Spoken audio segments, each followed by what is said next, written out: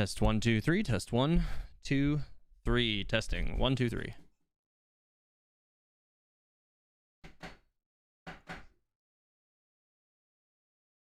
All right.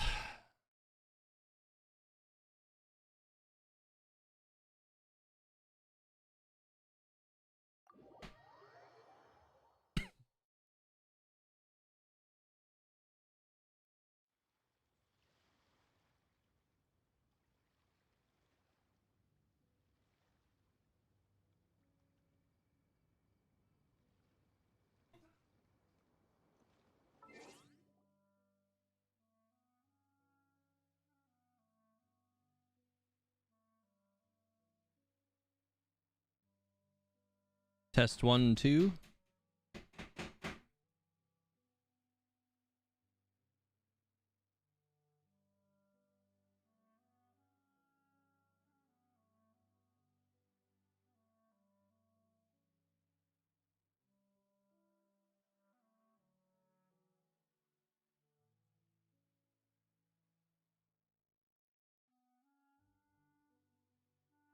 Interesting.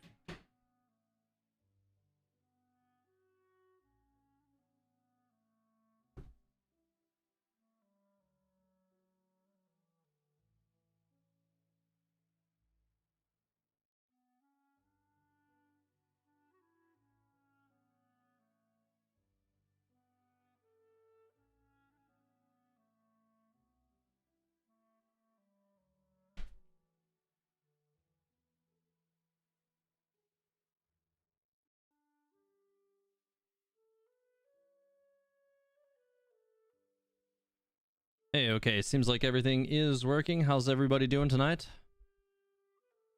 Welcome, welcome. Hopefully everybody's having a great day or night, wherever it is that you currently are. See who's in the chat tonight before I start up with all of this stuff. Eddie, welcome. Nathaniel. Rev, how's it going? Zach, welcome back. Catherine, how's it going? Warpaint and Unicorns, how's it going? Welcome back. Andy is scared of open doors. Welcome. Got some interesting talk of Texas, apparently, in chat. YouTube GJ, hey, how's it going? Welcome. We got some new faces in here tonight, too. Thanks for coming to the stream tonight, guys. Hopefully you guys are having a great day, too. Hopefully it's not too late for you wherever you are. I know that we have some regulars for the stream every time that are, you know, from time zones that are significantly further ahead of where I am currently. So, you know, it'll be 1 or 2 or 3 a.m. for some of those people. And occasionally I get to do streams that are a little earlier, so it's not so late for them, although I don't get to do that as much as I would like, just due to like my personal schedule and all that. So that can make things a little difficult for me sometimes. Trick, how's it going? Welcome. Rev, by the way, since I see that you're here, your prize is in the mail, so that should be here or be there pretty soon, I'd imagine. Less than a week, hopefully. Nathaniel Bond is, it's 2:15. Oof. Yeah, okay, so it's super late for you. Yeah, it's pretty yikes. How's everybody doing with the new events that have been going on? You guys are you guys enjoying the Wishful Drops event so far? It's been pretty good to me so far. I have enjoyed it. I don't know why it's giving me that notification, even though I've already done the first 2 parts. But yeah, I've been enjoying it so far. It's kind of interesting, just throwing bubbles at Oceanids, you know, hydro birds and all that stuff. Yeah, I've had a good time with it though. I think it's a fun event. Looking forward to getting that Oceanid pet finally. That'll be pretty cool. This says, just discovered the channel today. I don't usually interact with content on YouTube, but all your videos have so much love in them that I had to drop the likes on them. Well, I appreciate that very, very much. I really do. I work really hard for the content that I put up, and it's nice to hear that it's appreciated. So thank you. I appreciate it. Rev says, these events can be better. Any particular reasons? Are you just gonna You just gonna start the stream on that negative note there, Rev? Ugh. I mean, I'm definitely enjoying it. I think that the fight against Oceanid, even solo, it's not hard, but it's enjoyable. Mohammed, how's it going? Welcome back. C3, how's it going? Welcome. I know it's really late for you always, so I'm glad to see you here tonight. Welcome. Nathaniel Bond says, I like the Endora event. It feels good to be the one who's putting stuff in bubbles rather than vice versa. I know, right? Usually, we're the ones sitting in a bubble while a Abyss Mage dances in front of us, which might be the most infuriating thing in the entire world, for sure. Warpaint Unicorns. The ducks are cute in the water for catching. I feel like the ducks are the hardest one to hit for me so far. Like, a lot of the times I seem to have this weird issue where I'll throw the bubble and I'll just barely miss the duck. And then probably about, I don't know, 70 or 80% of those, the duck will like get scared immediately and run straight into the bubble right at the beginning. So it's not like it's not a big deal. You can actually miss the duck by a little bit and it'll be fine. And all the other ones are pretty easy to hit, I think. Midna says, the new pet is cute. Worth. Yes, absolutely. We have become the thing we swore to destroy. Hydro Abyss Mage. Yeah, exactly. But it's weirdly satisfying. Endora might get along with the mini Sealy Dayflower, which is ironically the Sealy I chose. Huh. TH, that book video released by coincidence or on purpose? That was 100% a coincidence. So I realized once the event started that I was like, oh, this is totally talking about the book I just read. I need to change the title. I need to change the thumbnail, and I did immediately. So yeah, I immediately went back to the drawing board on some of that stuff and swapped it up because I couldn't pass up the opportunity to tie it into the event, because it actually does add some depth to the event, add some greater lore understanding to the event that's going on right now, which is always, important, especially for me, since lore is pretty much what the focus of my content generally is, week in and week out. So the Oceanid fight is a bit annoying because I keep missing with my ult. Yeah, I could see where that would be a pain. Disu, hi, I've been following your channel since the beginning thanks to YouTube algorithm, but only yesterday discovered the Discord and that you actually stream. Looking forward to this. Also great content, fam. Thank you, I appreciate it. Yeah, the YouTube algorithm is frequently unkind. And as of late, for me, it really hasn't been like treating me all that great. But I'm good at dusting myself off and continuing to work and keep trying to make the content that I want to make and the content that I think that everybody will enjoy. So. And whether that ends up being, popular or not is, a totally different matter. But lately, the YouTube algorithm hasn't really been, like I said, all that kind to me. I don't know what's going on with that. I'm trying to make some rearrangements with that regard to that. I've done some research that may suggest that these streams sticking around on my channel may be possibly hurting me with regard to the YouTube algorithm. So some of you may have noticed recently in the community tab that I have been considering moving these streams over to Twitch. So if I do that, they will continue to be on YouTube at least until I get I can get my video quality to match what you're used to here.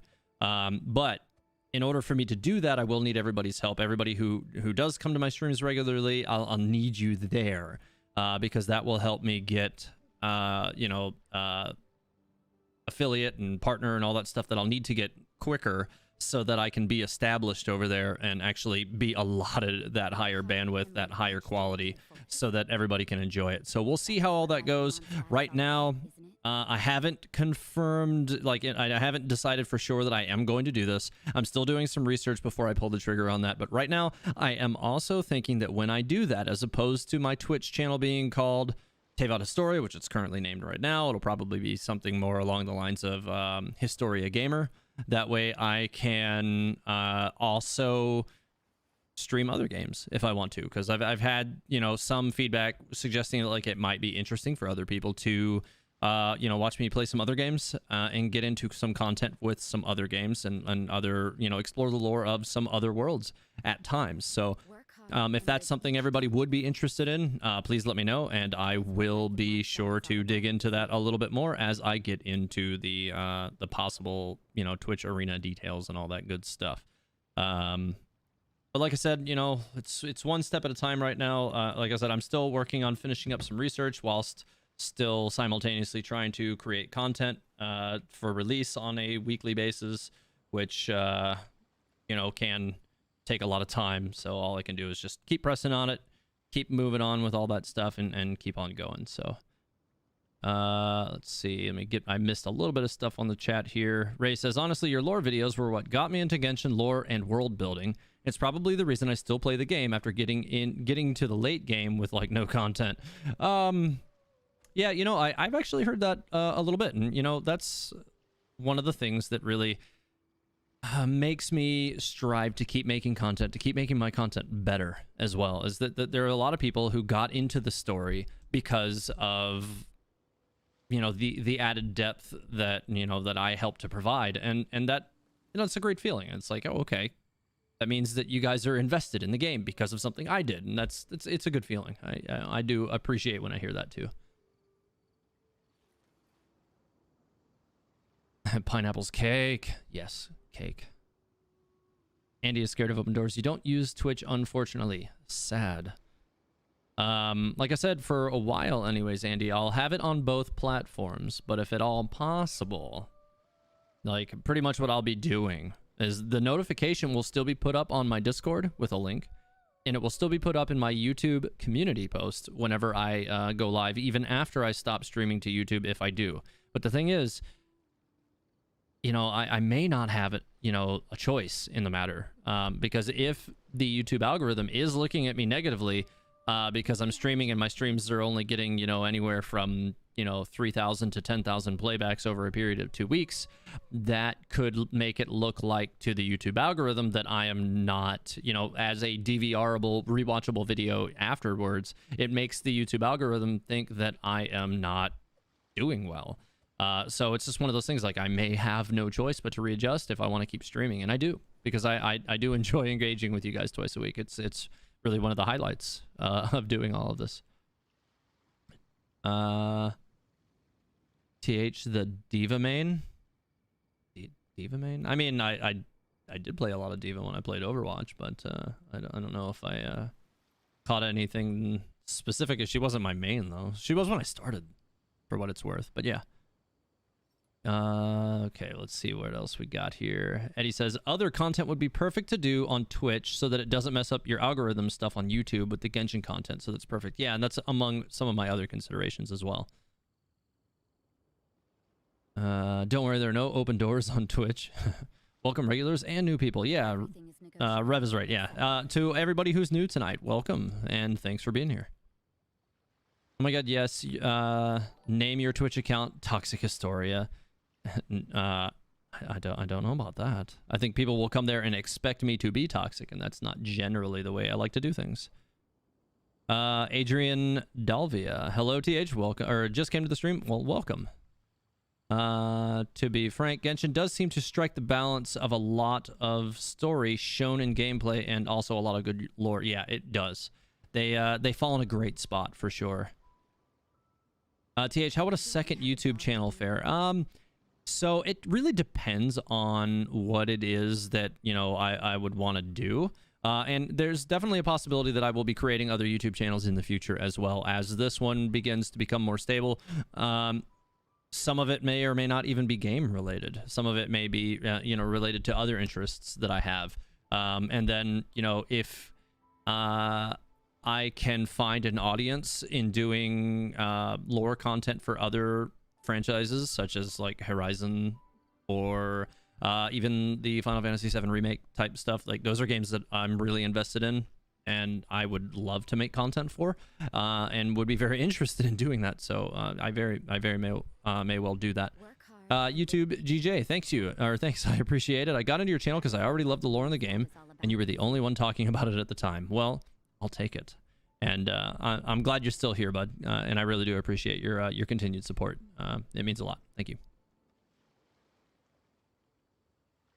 YouTube and Warpaint and Unicorns. For me, it was, oh my god, this game has actual gameplay and story while being a gacha game. I know it's not common that you get both. That's for sure. Bartok, have a great night. I'm glad you stopped in at least. Andy is scared of open doors. I will murder the YouTube algorithm. Help me. Instead of a Twitch affiliate, why not an alternative channel right here? That is a possibility. For sure, where it could just be, just my stream stuff. Like, I could do that, or I could actually make an alternative YouTube stream and stream simultaneously on Twitch. However, there are there's a little bit of an issue when you get Twitch affiliate. As I understand it, they frequently don't like it if you also stream to YouTube. So they don't really like if you double dip that way. So that can actually come back to hurt you sometimes.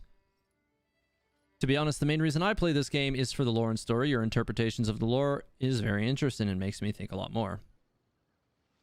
Yeah, I appreciate that as well. That's, I have a very particular headcanon for this game, but I like to think that it's based on the evidence that they've presented to us thus far. And I'm working on a video to hopefully release this coming Thursday that, it kind of is a different kind of theory video than I usually do, but it's still based in like the lore of the game, but it's definitely a little bit of a differently paced kind of theory. Not my normal one. It probably won't be, as dramatic as my usual theories, but it should still be interesting, and I'm looking forward to getting it done. If changing to Twitch may cause trouble, why not create a second channel just for the streams then? Yeah, I mean, so there is the possibility that I could just create an alternative channel just for the streams. However, if I create an alternative channel just for the streams on YouTube, there's a possibility that I'm just resetting over here, and then I may just miss a larger portion of the audience that I normally would find. So it could actually just harm my stream performance, but I have to figure out where I can land in this and strike the balance. There's so much stuff to kind of balance out with that. Endless Bagel says, yo, I love Final Fantasy VII Remake very deeply. So do I. And the only pain that I have for Final Fantasy VII Remake, well, actually, I should say two, is that the DLC is on the PS5 and I don't have one yet.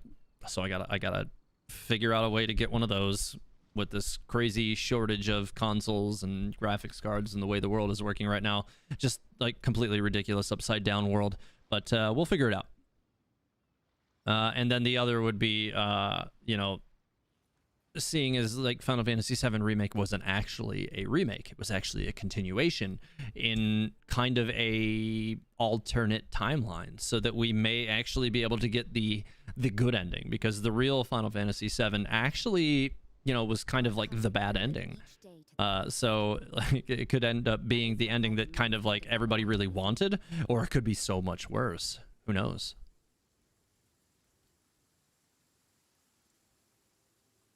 What's going on with the caps there, Trick and Rev? Stop it. Stop it.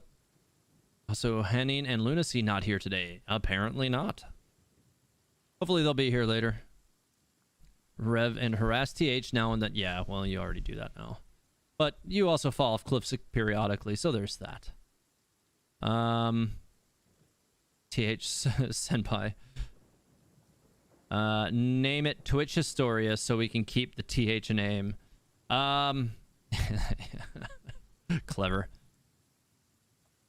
I talked to Luna earlier today for a bit, but I've been a little busy. Okay, well, you know, hopefully they'll find their way over tonight, but if they can't, they can't, you know.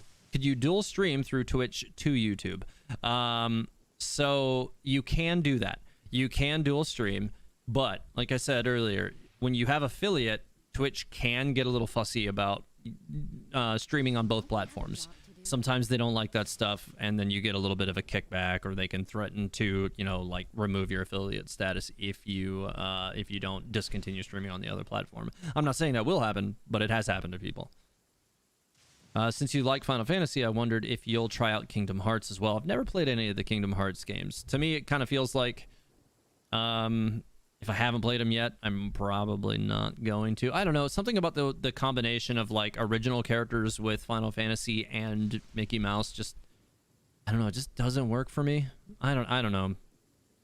It might be like kind of a harsh, like over, you know, simplification in my mind, but I don't know. I've just never really been interested in it.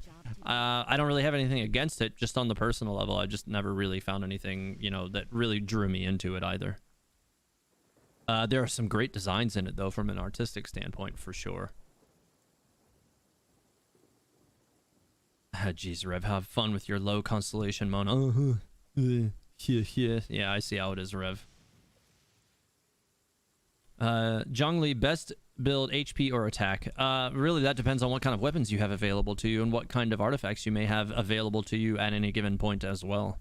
If you have a good weapon for him, like Primordial Jade Spear or Homa, then you could probably get away with building him as an attacker. But if you have like Vortex Vanquisher or any other weapon that's kind of more like, you know, support oriented, then you may not want to build him as an attacker. You may want to go with the HP and just let him be a support shielder / burst dealer. Hey Tevat, I want to thank you for the lore videos that you made for all this time. It made me stick to the game and look for the clues here and there where content is low. Highly appreciated. Awesome. You know, as many times as I hear, you know, similar feedback to that, like, I never get tired of it. It really is important to me to know that people are enjoying and resonating with the content, so I really do appreciate it. Thank you. If you like narratives, there is certainly storyline there. Yeah, well, as far as Kingdom Hearts go, yeah, I know there's definitely a deep narrative there. I feel like I'm too far behind, though. Most popular Twitch streamers don't talk about lore. Use that to distinguish yourself from them. Yeah, for sure. Lore will be, you know, even as a, you know, if I go with like this Historia gamer type name or something like that, that will allow me to branch out a little bit more, I will still continue to talk about lore. And if I, you know, I may still continue to make lore content for other games on a similarly named YouTube channel afterwards. So, you know, like lore is definitely something I've always, you know, story is something I've always really been drawn to in all games. I know some people like to click through them, and you know, and there are some games where certainly I'll click through the text, but that's only in games where the story is just objectively bad and nobody disagrees with that. Okay, Aerith playing NG Plus in Final Fantasy VII Remake. I'm not sure if I get the reference, but I mean, Aerith's whole situation is completely, she created an alternate timeline without knowing it, or maybe she did. There's a lot of like subtle clues to that, and it's crazy when you really think about it. Far off memory, that's like a scattered dream. Interesting. My cousin introduced me to Kingdom Hearts back in the PS2 days. I'm not really into the characters, but the gameplay was good. Yeah, fair enough. YouTube GJ, I'm a big Kingdom Hearts fan. The story, lore, characters go really deep, but I can understand people being put off by it on a surface level. Yeah, and you know, like, it's not even just like the surface level that puts me off about it. Like, I mean, that's part of it for sure.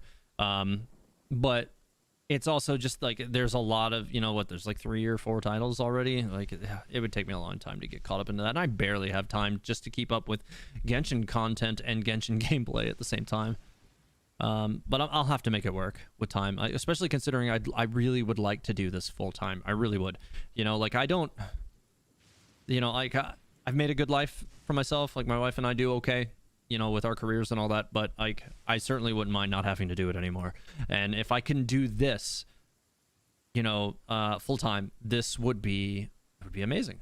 I would love to do this full time. Honestly, this is the first time in you know, creating this channel was the first time in a long time that I actually get to sit down and be creative again, which was something that I was brought up to be. Like as a kid, I, you know, like everything was focused on, you know, the arts, and you know, I always thought that I was gonna, you know, be a graphic designer or, you know, a graphic animator of some kind. You know, like everything was gearing me up for that. And then my life took a hard left for a while, and that wasn't where my path was. I just got struck by lightning standing here talking to everybody. Interesting. It's a sign. Anyways, yeah, I said hard left and got struck by lightning. So thank you, Rosaria, for so eloquently displaying my point there. Poor Rosaria.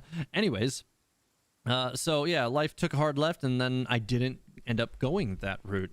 And I kind of was always unhappy about that, and I've been searching, you know, I searched for a long time to figure out something that I wanted to do or I'd be okay with doing, and I ended up doing what I'm doing now, and I don't like it that much. I just don't like it. You know, we do well, but I don't like it that much, and I wouldn't mind not doing it anymore. Main DPS Xiao or Hu Tao. Both are raised the same amount, but can't decide who to give good weapon to. I honestly think that Xiao is more of a plug-and-play character. You can pretty much put him into any party you want. So it'll really depend on the party or the characters that you have to put around your Hu Tao, which would bear on that decision. Now, if you don't have a whole lot of good character depth, or you don't have a whole lot of other developed characters, I would go with Xiao. But if you do have good character depth and you have other options to maybe go with, you know, a cryo resonance to increase crit rate and give you a lot of melt opportunities for Hu Tao, or if you have good pyro depth and you can add another pyro character to pick up pyro resonance and increase the damage by 25%, and maybe throw in, you know, a hydro character in the mix like a Mona or a Child or something like that to get yourself some vaporized damage, then I would recommend Hu Tao.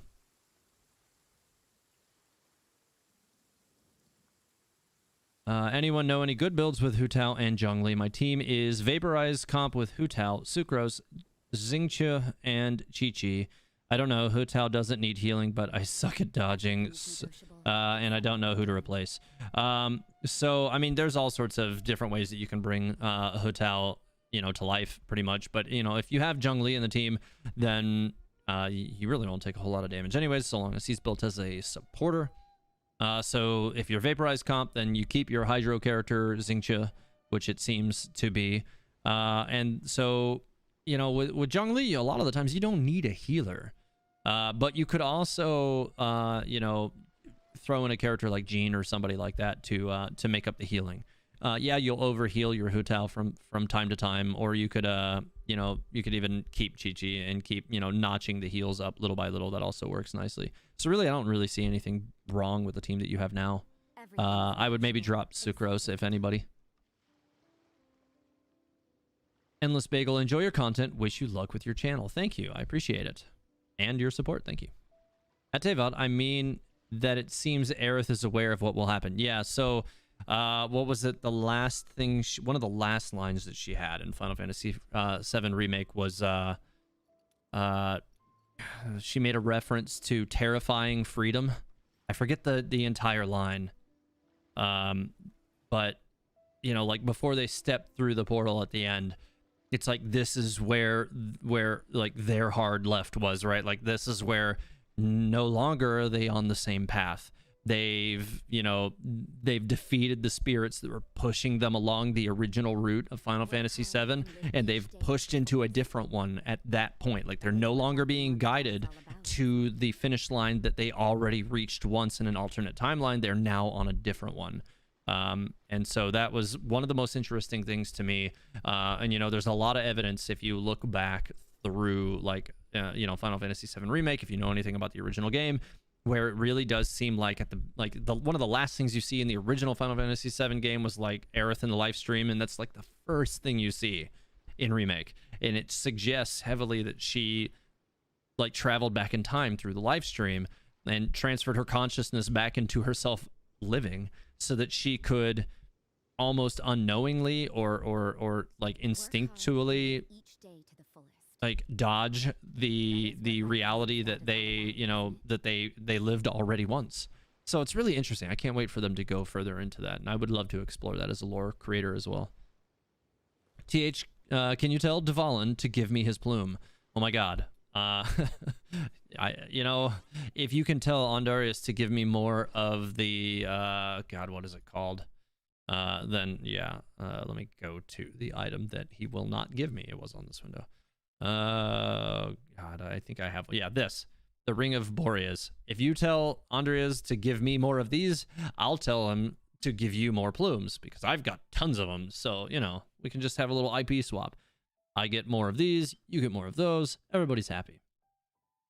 The thing with Kingdom Hearts games is you don't need to 100% them to get the full story. They're a secret ending, but I usually could pull off killing those hidden bosses to get them in game. Interesting. That is what YouTube is for, to watch those. Yeah, fair enough. I mean, I'm one of those people who has to explore that stuff myself, though, or I just, I feel like I've done something wrong. Boundless, terrifying freedom. Thank you, pineapples. I appreciate it.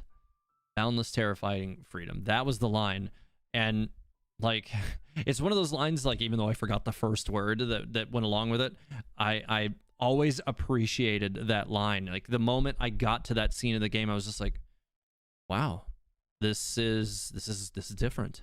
And some people criticize the game for going off the rails in a different direction. They really wanted that shot-for-shot remake of the game, but with better graphics, and that's not what they got.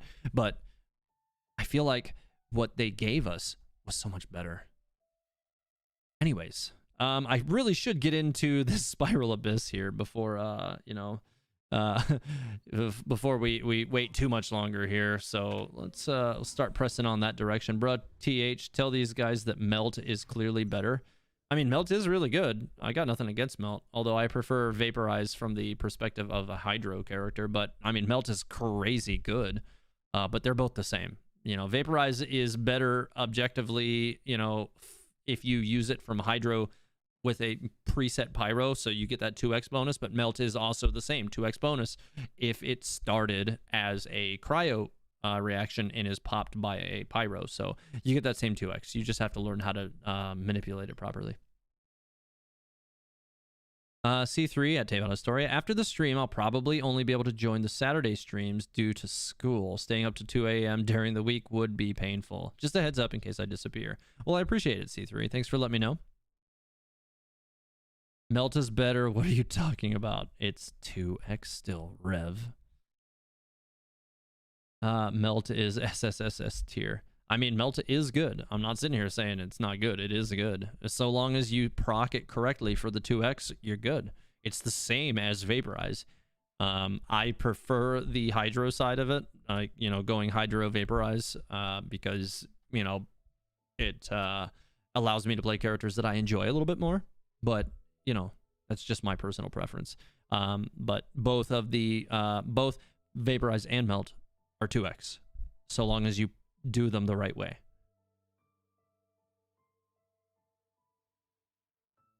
Yikes. Anyways, so still with the sheer cold, chamber 1. So I don't think I'm gonna have to change a whole lot. I think the first floor, I usually run my Mona party in the first portion historically. I want to say I was bringing, oh god, I don't even know if I remember how I was balancing this exactly. I want to say those are backwards. I want to say I was doing it like this.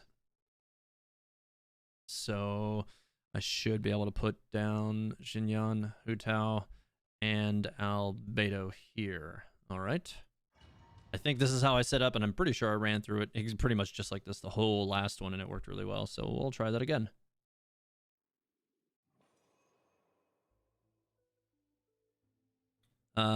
Felipe Ferrari says, at Tavon Astoria, is it ever mentioned in game what race Sucrose and Klee belong to? We have other characters from Diona's racing game, but both Klee and Sucrose seem to be unique, at least so far. No. In fact, Sucrose doesn't, I think, maybe not even know what race that she's based of. Where is Child? Why is he underleveled? So I'm going to be working on Child very soon. Don't worry. I've been a little bit too busy to to build him up this week the way I wanted to, but I'm hoping to kind of dig into building Child a little bit more next week. All right, so we'll stick with bonuses for the floor, I think. Within 8 seconds of sprint. Character damage, yeah, plus 20%. I guess I'll take that. And the attack speed would be nice, but it would only persist for the chamber, so I'm not gonna do that. Nathaniel Bonnet, Teva Astoria, what party is best for Andarius if I have all 4 stars and Jiao, Venti, and Kuching? Please help me. I can never beat him. So Animo is generally very ineffective against Andarius, so that's probably one of your problems. Jiao and Venti are not going to be useful for you there. Kuching is actually one of my go-to characters for fighting him, so I would lead with her, make sure you have a good supportive healer for her, and just use those 2 characters. If you can get yourself a decent, pyro character to give yourself some, overload reactions, that'll help you out a lot too. Stick says, TH, I think you're a treasure hoarder. I see the facts. Do you though? Child is way too underrated. I think he's rated about the right way. He's not bad, he's not amazing, he's just there. Because scaling from 80 to 90 is very low. He's really, really good as a secondary DPS, but I think a lot of people try to force him to being a primary, and he's just not good at that. Aki plays games. Join the Sealies. Thank you, and welcome to the Sealies. Thanks for joining and your support. I appreciate it. Kauri Tings, TH, not trying to be sus or anything, but your voice is really nice. I appreciate it. Thank you. Why is his team all DPS? Because I don't usually need heals in the Spiral Abyss historically. Sometimes I do, and if I fail or something, or if I'm not able to overcome something, then I'll swap it and bring a healer, but usually I don't need them. Anyways, so let's see how this goes. Usually it goes fine. Let's go ahead and wipe these guys out real quick. Alright, fine. You guys are gonna sit behind their little cryo shield, so we'll just get rid of them. Don't really need to worry about that too much. Alright, we got that guy about to charge me too. Nope. Not gonna let him bust me up like that. Forget that. And I'll go ahead and hit him with some bombs and get rid of that shield so I can get rid of him quicker. Oh, he got bounced around. That was good. Alright, he's gone. I'll just throw this across the whole room. They're gone. And just these left now. And they won't last long either. Nope. Gonna swap back to Diluc here in a second, I think. Yep. Might as well just use this again. Just make sure that they don't recharge that cryo shield. I don't think so. What happened? I just rode up to the ceiling on him for some reason. That was weird. Why isn't Benny 90? Neri is disappointed. I'm disappointed. I don't know. I will level Bennett eventually. I will. I promise I'll do it. Just that is not this day. Tavot's rich with all the characters, so he's never heard of food before. I so frequently use food. It's true. I don't use a lot of them. I do have all the characters. I have reasonable constellations on most of them. I don't have C6. I don't have C6 on any of the 5-star characters. I think the highest I have on a 5-star character is C3.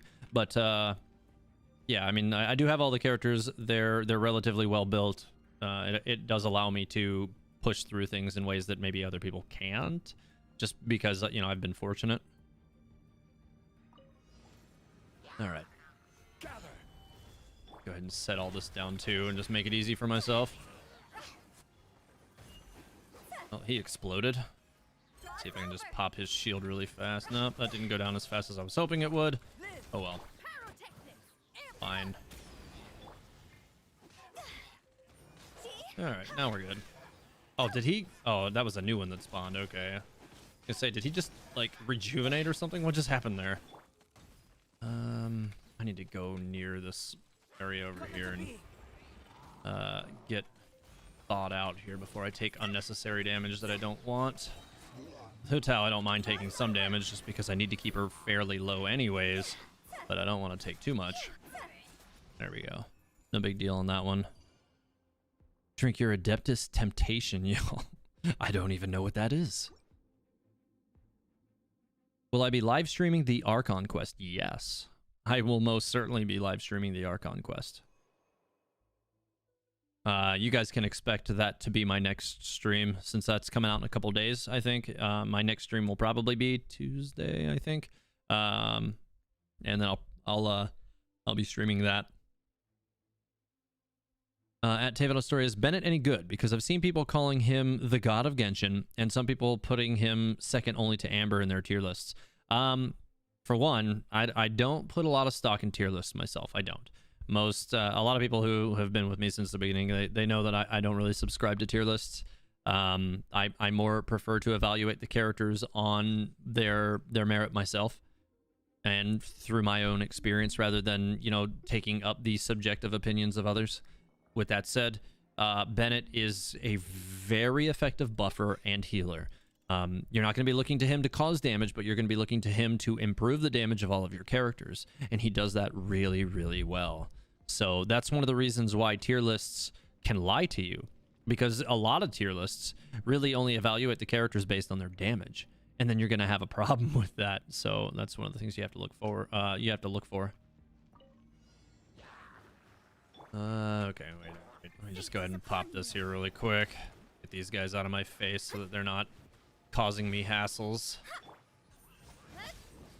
And I'll just go ahead and throw more elemental bursts everywhere. Why not? Alright, get rid of this guy. This one's gonna try to blow a bunch of ice at me. Get rid of him too. Here, have some more bombs. Nice. Okay, now that I've got a Diluc ult, I can just throw this through everything, and that'll help me out a lot. Get rid of these two guys. I don't really care too much about them beating on that tower over there. I'm not all that worried about it. I don't want it to die or something, because, you know, that could still result in me taking more damage over there than I would like, but if it does, it does, and it's not too big of a deal, but it usually doesn't take me very long to clear the stage anyway, so it's not that big a deal. Alright, I'm getting a little low on stam here. Let me see if I can pop her elemental burst and keep enough pyro damage down to get rid of all their shields. It did. Ow. And this should about finish this off. Oh, okay. Well, he exploded anyways, so it didn't matter. And on to the next one. Danny Boy Buckley says, I want Klee. I'm so jelly. I imagine she'll get a rerun at some point. Hang in there. Stick says, TH, since Inazuma is based in Japan, we can have a lot of yokai characters. I see this being possible since Chi-Chi is based in the Chinese Jiangxi. I hope for a lot of yokai-based characters. I think that it's probable that will happen, for sure. Alright, so let's get at it. Alright, these guys usually like to try to go ahead and bust this guy really quick if I can, which I did. Oh, come on. Stuck to the ground here. Nah. Alright, hang on. Let me just go ahead and pop an extra elemental burst or two here. Hopefully, yeah, it interrupted him. Good. Nice. Yeah, those guys exploded. Kick the suck. Glad I caught the stream. I'm having trouble with floor 11. Oh, oof.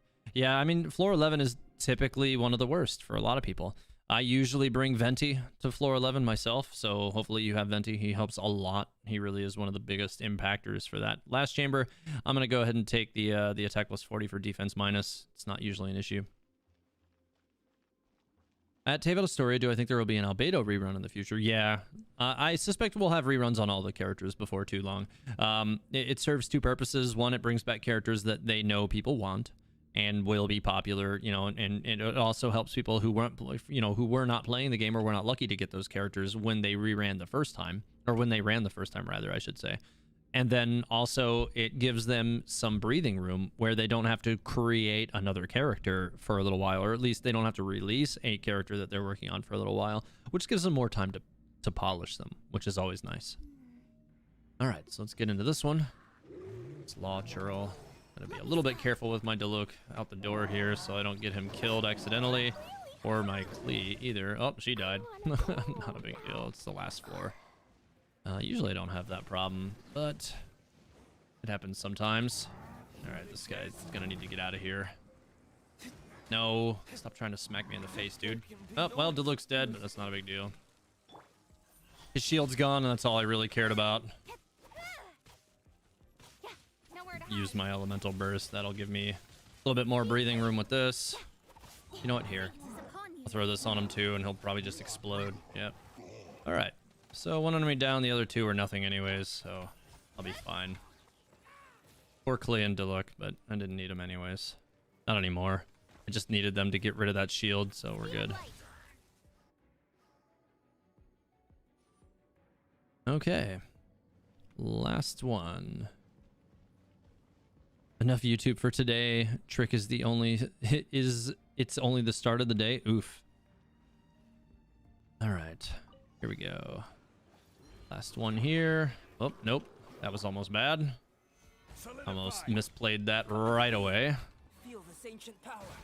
Let's go ahead and throw down Zhongli's ult too.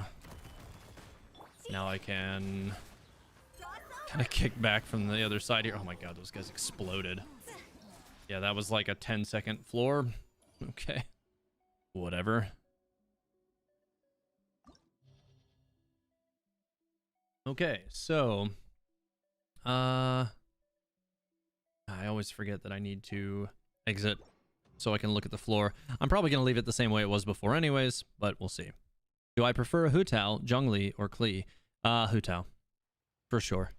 So long as you can build her correctly, Hu Tao. Alright, I'll go ahead and open these. I was going to say, is it not going to show me what I got? Oh, there it is. Alright. And going back in. See, sorry I'm not into stream much. I am looking forward to your lore theory videos and stuff. Hey, it's okay, Odysseus. I appreciate that you showed up, or that you came in for a little while though, at least. All right, so next one. I think I'm gonna keep the party set up the same way as it was before. They did fine, as long as I don't allow myself to get too roughed up there in the end like I did on that one. It's not a big deal, and even then it was in the 3rd floor. Doesn't really impact anything anyways. Okay, so character attack plus 20, that'll be effective for the whole floor, so I'm gonna stay with that. God, that always catches me off guard. Like Mona just sprinting in the spiral abyss is always like, I'm not prepared for that. I'm used to her going under the ground. All right. All right, yeah, let me definitely reset back here a little bit. Diluc's ult is very, very useful here. And I'll just go ahead and throw this out too. Yeah, nice, that worked out well enough. Just keep stacking ults for now.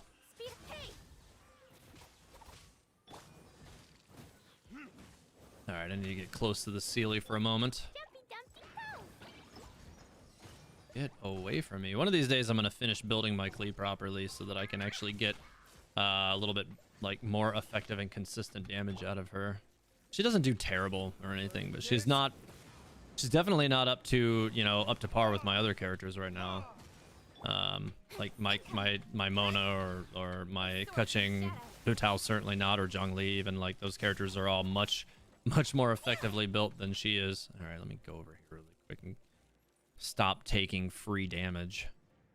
Oh my god, he got his shield back. Of course it would have to be that thing. With 1 health left. God, I thought for sure he would have been, like, basically dead already. Okay, just this. Let's go ahead and throw that through it. Alright, well, he's got a little bit more shield. No, quit trying to throw that garbage at me. Alright, he'll be gone in a second too. Down he goes. Okay. Let's see. Is building Hu Tao with Glad usually better, or is it situational? I've seen stuff saying you shouldn't build her with attack, but yours looks really powerful. So mine is built on a combination of HP and attack. So that's one of those things, like I'm not straight, like straight attack on my Hu Tao. She's attack and HP. At David Astoria, do you watch Zach Aguilar English? Yeah, I have not watched them. I know who he is. I haven't had a lot of the times whenever he's actually doing his stream, like I'm also streaming on a Saturday night at the same time, so I don't get the opportunity to sit down and watch them. And then often later in the week, I just don't have time to sit down and watch them because I'm usually working on creating other stuff. I would like to though. Everybody says great things about his streams.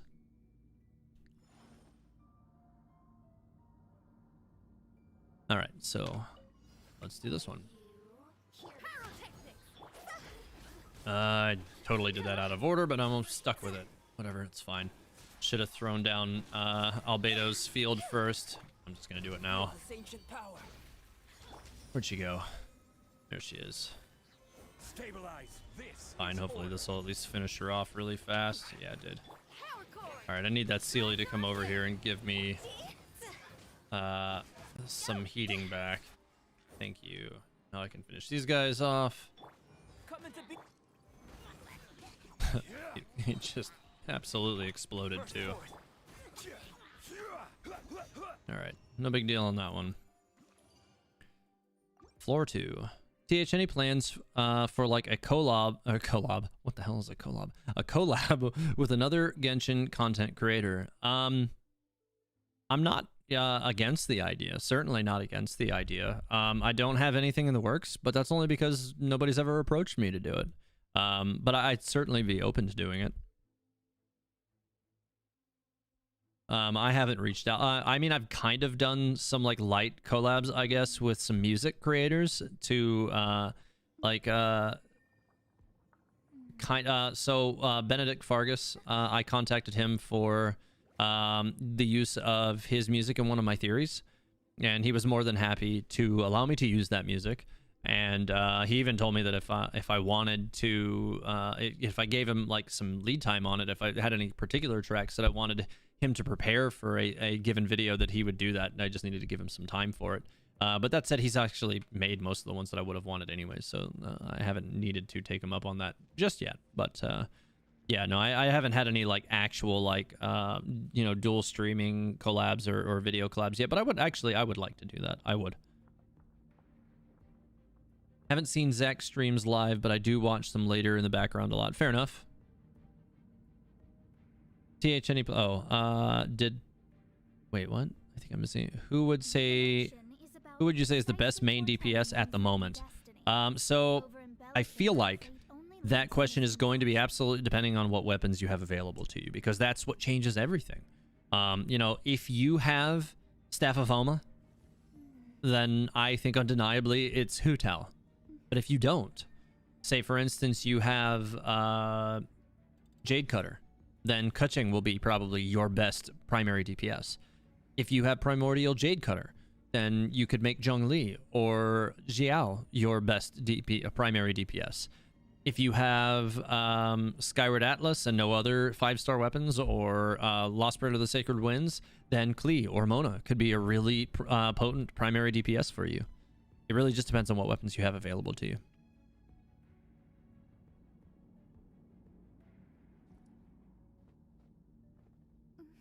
All right, so let's go ahead and get this one going too.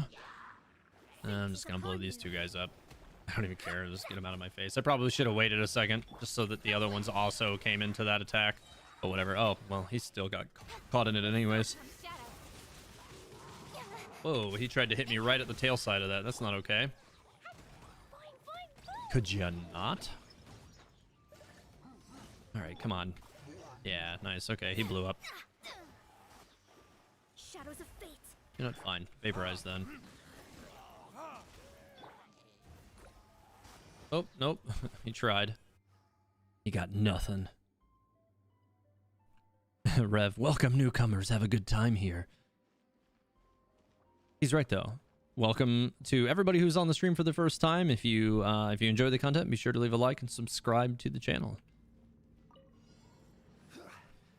All right, let me make sure I don't do this one wrong like I did on the last one, where I threw everything down in the wrong order, and then I had to swap off of Hu Tao when I still needed her. Yeah, that one just absolutely imploded. All right. Oh, he probably would have died on his own if I'd have just left him, but that's fine too. Yeah. Yeah, that one went away really fast. All right, last floor here, or last chamber for floor 10.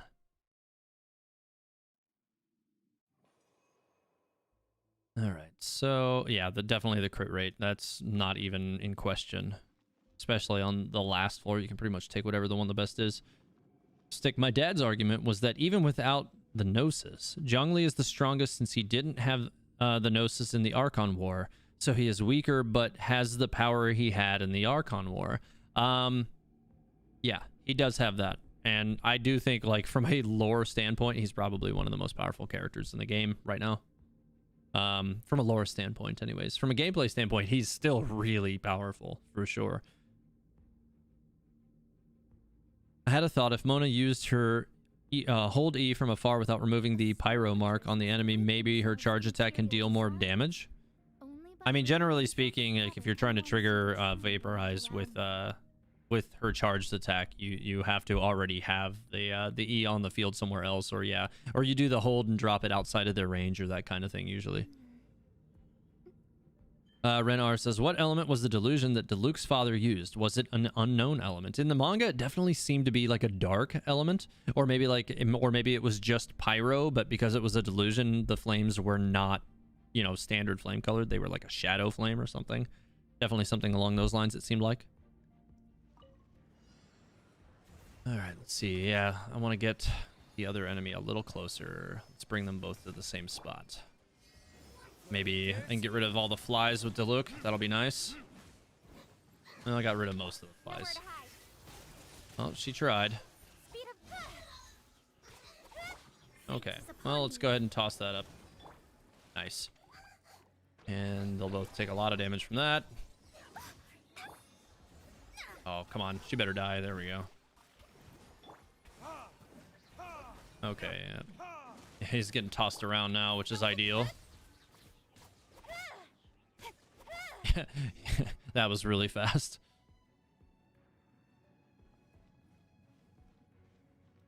What is happening there? We have a fake trick, apparently, but one of them is green. So there's less issue there. I was lucky enough to get 2 Homas, one for Zhongli, one for Hu Tao. Nice. Yeah, I'm a little bit jealous, but I mean, I have a really good Jade Spear, so I guess it's not too. I mean, I would totally change the way he's built if I had a second Staff of Homa, but I do like the way he performs now.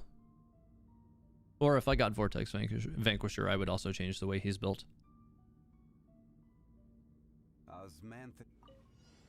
Okay, Law Churro. Easy. Solidify.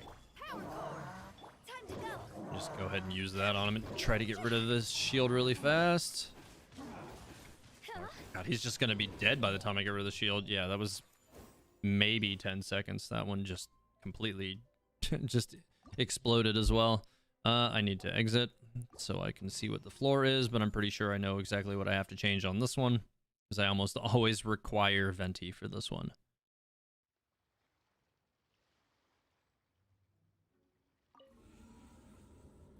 All right. Take my reward. And okay. Looks like, yeah, I'm pretty sure I'm keeping my Mona. Well, maybe not. I think I need Ganyu and Venti on team 1 this time, so I have to change my configuration a little bit. Yeah, I'm gonna need Ganyu and Venti in team 1. Let me check chamber 3 one more time. There's nothing really fancy in the second set on any of these, so I don't really need to go too crazy with that group. but I do want to make sure that I have those two. That will give me the most impact on this setup. So Venti and Ganyu, and then I'm gonna keep Kaching, I think. So I usually don't drop both Diluc and Klee, but I think it might be better if I do on this one. I need to reorganize that so that I'm not tripping over the characters' orders here. And then I'm going to keep this party the same because this party basically never fails me anyways. Because it's broken. I shall live on Pluto now. Really, Rev? Well, that means your prize that you won isn't going to make it to you, I don't think. I don't think they can redirect prizes to Pluto. Character normal and charge attack 20 for the floor. Yeah, definitely. All right, so floor 11, can you give any tips for floor 1 or for floor 1 second phase and second floor? Generally, you know, I try to make sure that I have characters who will counter off exactly what's going on. So, you know, if there's going to be a lot of you know, Fatui type enemies and stuff, I want to have elements that can counter them, so that they, you know, I don't get ruined by them. I may have already messed this up. We'll see. It just kind of depends on if I actually required a pyro or not on this team. I don't recall.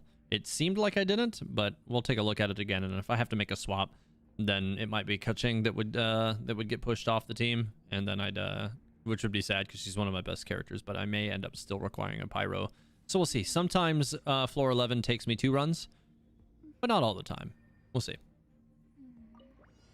All right, so this actually kind of makes me wish that I had dropped Mona instead, but we'll see. Okay, so there's a lot of damage going on in there right now. Oh, that actually shot through all of them. That's really annoying. It's fine though, whatever. Should still be able to get some kind of damage from Stellaris out of this.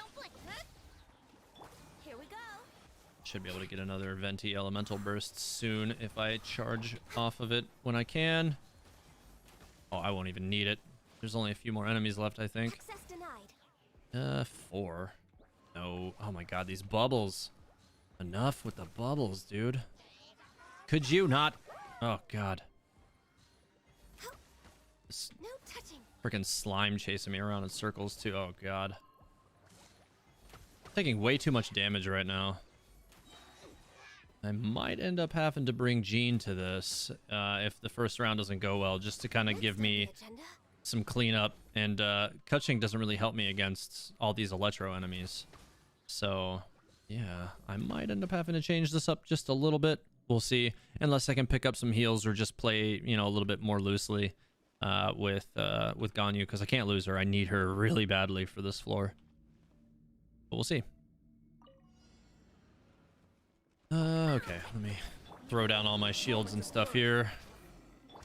Get all of this set up, and I'll just hit him with a big... Oh, I can't. Nope, now I can. Oh, it cleared it again, but it's back already, so that's fine. And then I can just kind of finish all these guys off with Chitao really fast, because she just destroys everything, especially when Albedo's field is in the middle of the floor as well. These guys all have rock shields. Let's lure them all a little bit closer together. Come on. Get over here. Oh, they're probably all gonna get missed by that, aren't they? Well, no, some of them took damage. Oh my god. Alright, well, we're still okay. So I can just get rid of their shields now. Alright, these guys are definitely gone. Alright, so that one wasn't too bad. It's the next one that will be... The next one's the one that's usually rough. This is the one where, you know, if you can't protect the pillars, then you lose stars, or you lose the game. So I don't have any healing yet, obviously, but I can take minus defense for a big bonus to attack for this chamber. Or I can just take character normal and charge attack damage 20. That won't help Venti's elemental burst any, but it will help everything else. So I think that's what I'm going to go with, especially since that will boost Ganyu's damage, and that's really the damage that I'm looking to boost anyways. All right. Delved into death, born of ice and frost. All right, so I gotta try and keep all of this stuff from beating up this tower too much. Oh my god, it keeps resetting everything. And I don't have Venti's Elemental Burst yet, because the stage resets everything too frequently. Ugh, god, this thing is already getting beat up way too much. I'm blowing this already. Yeah, I might end up having to do this one a second time. Coming into this one without Venti's Burst right away really hurt me. But we'll see. Maybe I can still make this one work. Okay, well, that wasn't the element I was hoping to catch in that, but it still ended up working out for a time. Oh my god. My Ganyu is almost down already. Like, I'm having a really hard time keeping her from taking, you know, stray damage right now. I might end up having to redo floor 11 after all today. All right, I need Mona's Burst. Here we go. That'll help a lot too. I'm already at 70% mark, so chances of me maxing this one is probably low unless I were to restart it. Ugh, god, all these archers. And really, I think the biggest problem that I'm having with it, like I said, is that how high damage my Ganyu is right now. Like, if she hadn't had so much damage on her, it wouldn't be that bad. But because she had so much damage, I really had to keep her away from everything so that I don't lose her. And I've already lost a lot of health on this. I don't have a pyro character, so I can't kill this thing's shield quite as easily as I would like. But what I can do is that should help a lot. Yeah.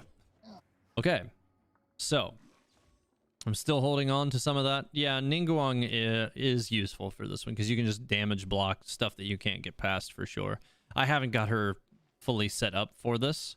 And really, the biggest problem I had with that specific run just there was that I could not get Venti's Elemental Burst charged. So that really hurt me. I took a lot more damage on that one than I usually would. Usually, that's the one where I take maybe 5 or 10%, and then this is the one where I take more damage. So it's not looking good for me keeping my stars on this one, but we'll see. But yeah, and that's usually what the strategy is for this floor, is to, you know, bring characters who can prevent damage. Characters like Venti, characters like Ningguang, characters with lures that will attract the attention. But the thing is, even if you can attract the attention of the archers, their attacks are wide AoE, so they still have a high probability of hitting the pillar anyways. So you really have to be very careful with that. All right. Let's see if I can keep these guys over here in this section for a time. That would help a lot. Come on, give me this elemental burst. There we go. Ah, she moved out of the field. It's not okay. Alright, well, that one's gone. I would have liked it if he stayed in the right spot, but he didn't. No big deal. It's fine too, whatever. Just elemental burst all these guys. I lost 1 star already. Trying to see if I can keep the other ones. Just melt these guys. No, stop it. Alright, well, I kept 2 of them. Yeah, I kept 2 of them. So, I've done better, but I've done worse. I've done far, far worse. So, whatever. It is what it is.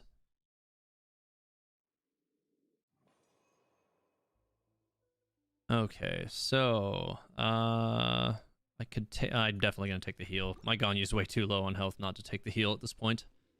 Okay. So, let's see. Last one in the 11s. Okay, it's all these Fatui guys. There's no healer yet.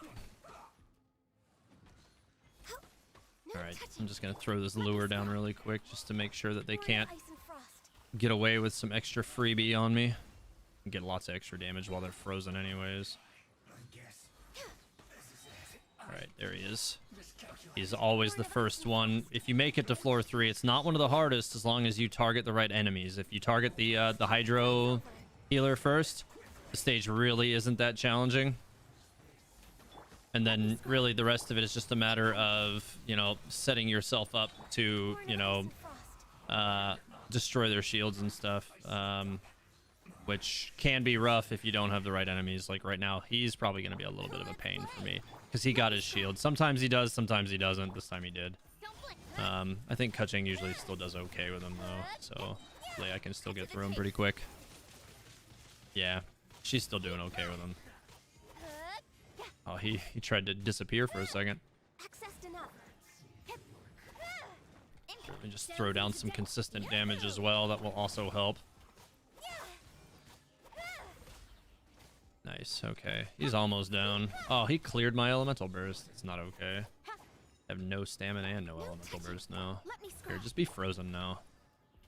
Wonder what kind of damage this will do. It's okay.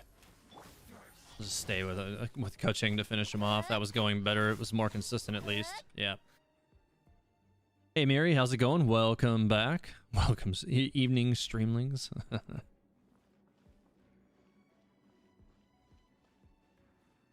How are you gonna break the Geo Shield like with Kaching and just beat the garbage out of him? It works. It's not as fast as the other enemies, but I still got it done quick enough, so I don't really have any complaints about that. Haneen, how's it going? Welcome back. Was wondering if you were gonna be here tonight, so I'm glad you made it. All right, so last one. Let me just go ahead and throw this straight down on these two to see if I can prevent them from moving as much. And then on to Hu Tao.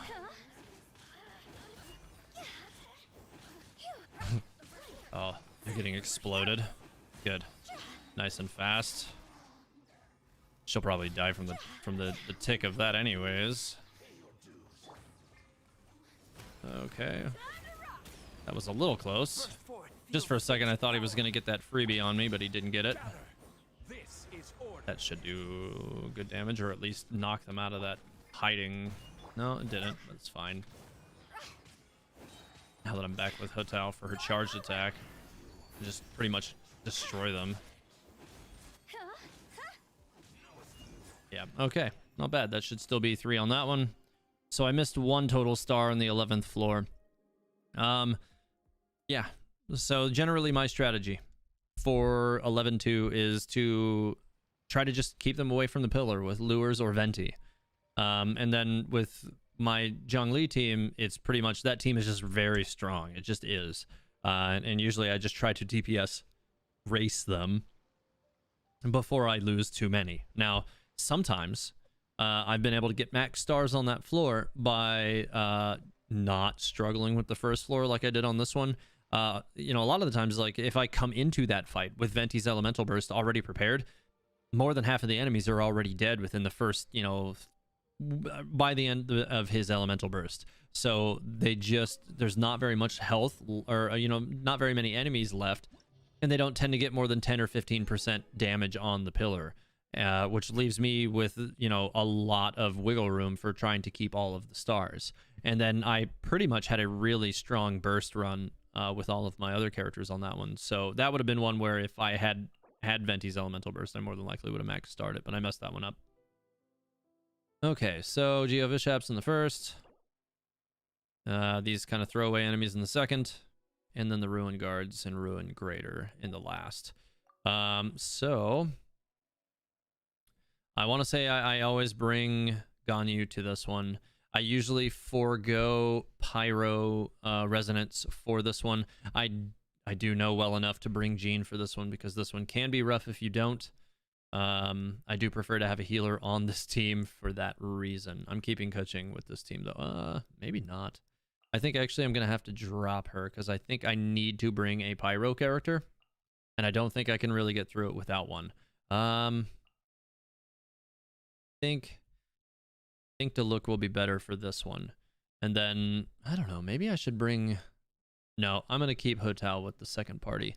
That party's been doing way too well and making way too much time back. I just don't see swapping it out, what benefit that would really bring. So I'm going to keep it set up this way.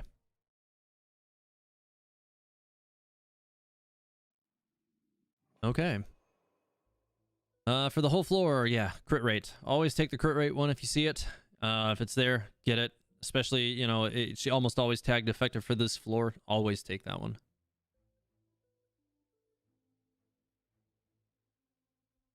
Miri, remember, damage is the best element and death is the best status effect. You're not wrong. All right. Last one. Okay, let me see if I can round these two up a little bit. Shadows of fate. Nope, wrong character. Nope.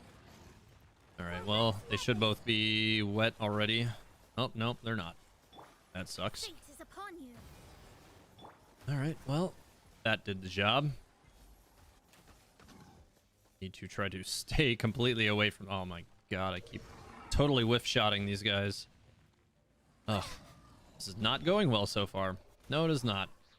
Access denied. Alright, that should help a lot. They're both in the same spot now, which should give me plenty of open shots to get some free damage finally. Access denied. Oh, come on. Oh, weird.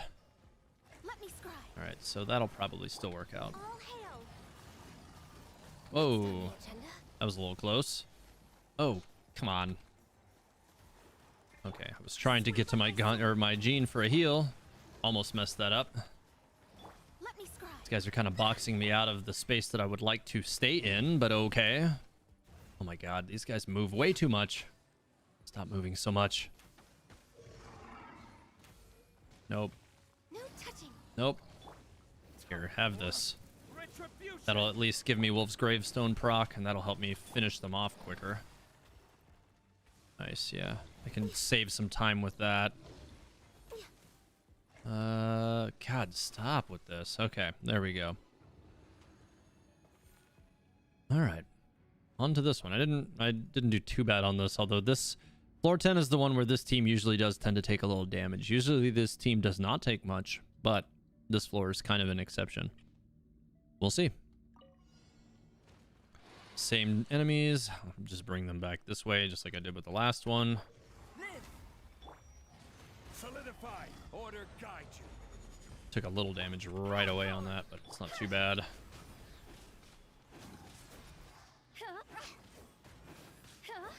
All right. Just going back and forth with the quick charged attacks for Hutao. Generates a lot of damage really fast. Witness my great undertaking. Keep the shields going as much as possible as well. It's pretty much what this whole team has always been built around, is keeping those shields up as much as possible. Since I have 3 shield generators, oh my god, I'm just climbing up walls. Like, why am I not doing damage? Have order. All right, so one of them's already dead, Burst forth. so we're in a good spot for that. I cannot tell what the hell is happening right now. Okay. All right, this guy's got to die. There we go. He tried to prevent me from getting those stars. He did, but I still got it. Okay. Okay. Miri, I saw that message you just posted. I see it on my wrist right now. I saw that. Character normal and charged attack damage 20. I think I'm going to take that too. All right. So, let's try to keep everybody relatively healthy on this one.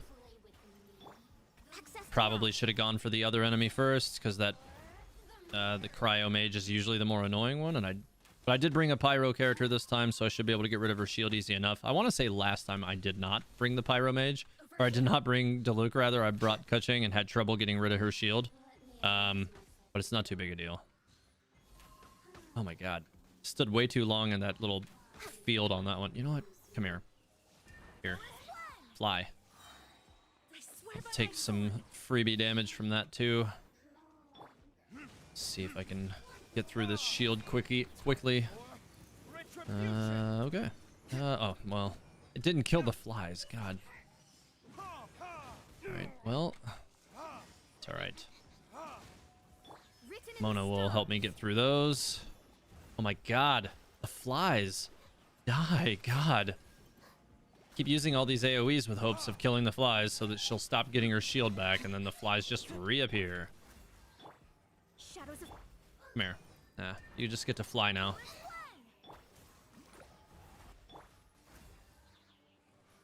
It's probably not going to do the greatest damage. Let's switch to Diluc. Yeah, this is going fine now. Mona time. See if I can make her fly again. That should stop her from being able to do much of what she wants to do anyways. And put her back in the air. Access denied. And right back up in the air again. Just play tennis with her for a little bit. It's more fun that way. Okay. 12-2. Alright, definitely going to draw as many of them back into this corner as I can. Much better damage that way. Let's throw down one of these for now, since I'm still waiting on them to get over here. Alright, that's much better. They're over here, so now I can just start dealing damage. Alright, well, I'm kind of missed with that attack. Not too big a deal. Time to go. Oh, she got a lot of healing back on that. That's good. I'll regenerate her. I'll drop back below the proper range again for her attacks on the next one. Moments of birth. Nice. Yep, she's right back below 50 again, so it didn't damage her output. Nice. Yeah. Okay, that one went off without a hitch. I like it. Okay. Last one. It is possible to max every character to 90 at the moment. Yeah, I mean, you could, but just because they're all level 90 doesn't mean all your talents and stuff are going to be properly leveled. And you probably won't have artifact sets for all of them. Or if you do, they won't be good. That is definitely part of the curse of trying to level too many characters at one time.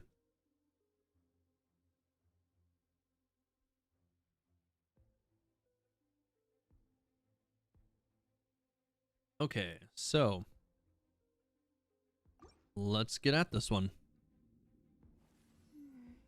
So, TH, ever going to switch to JP dub? No, why?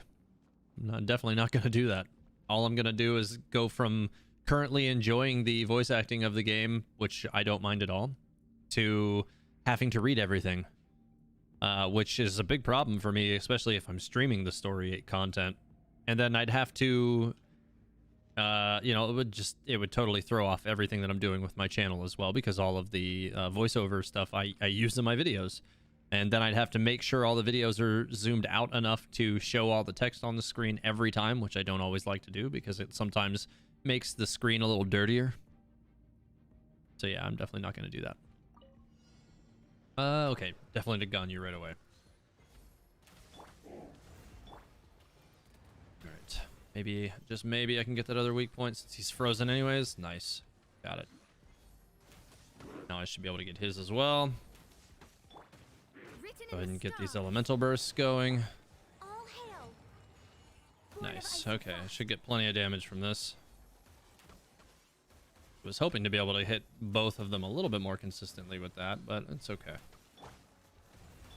Wait, Dang. hear I'm me. taking a lot of random free damage there. It's okay. Look at Wolf's Gravestone now. Just run away. Access denied. Ah, that was close. Delved into death. Way closer than it should have been. Well, he's already available for weak point strike again. I can't seem to hit it. He's just gonna keep spinning in my face, but it's okay. He's dead anyways, doesn't matter. We're way behind. Oh, schedule. come on. I had that lined up. One more. Alright, good. This floor is no big deal. Decent melt. Let me scry. And I'll just finish this off. There's no reason for me to go popping Stellaris. It's not going to bring me any benefit anyways. Okay. YouTube GJ says, I only have a main team of favorite 4 characters at level 90. It takes way too long to grind bosses for Ascension materials. That's true. That is one of the harder parts to deal with for sure. All right. Last one. This one can be tough. It really can. All right. Try to lure him back into one spot. Oh, nice. He went into charging right away, so that helped Solidify. with getting them in the same spot. Order guide you. Actually, wrong character first. Come into moments of birth. This. Now, Hutal should allow me to throw down a lot of damage really quick. I prefer it when I can get damage down on both of them, but it's not that big a deal. Time to go. All right, let me center myself up on these two. Live, witness my great Nice. This And still doing okay here, looks like. This one's almost down. I'd lost my albedo field, but that's okay. Put it back down now. Ancient power. Power cord. Reshield everybody. Hey, I got a Zhongli ult back. I like it. Oh yeah, this one really well. Time to go. Nice. Yeah, they didn't really pose much of a challenge on that one. I like it. Good stuff. In your shoes, I understand then about JP Dub. Fair enough. Yeah, I mean, it wouldn't work for what I'm doing with my channel at all.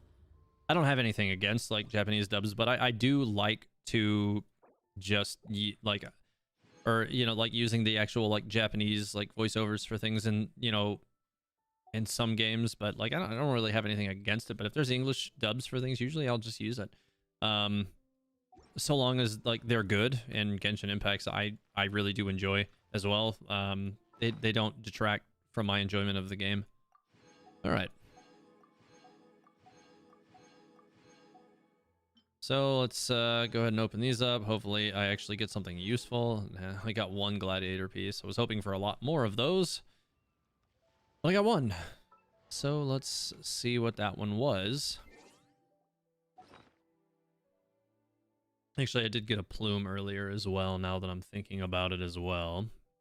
It's probably this one. It's got crit damage, so it's basically garbage. Oh, it was a flower, not a plume, but yeah.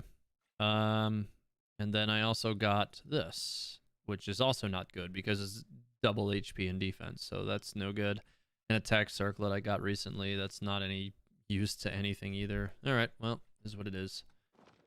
I'm gonna have to start burning artifacts again soon. Kind of getting way too many again.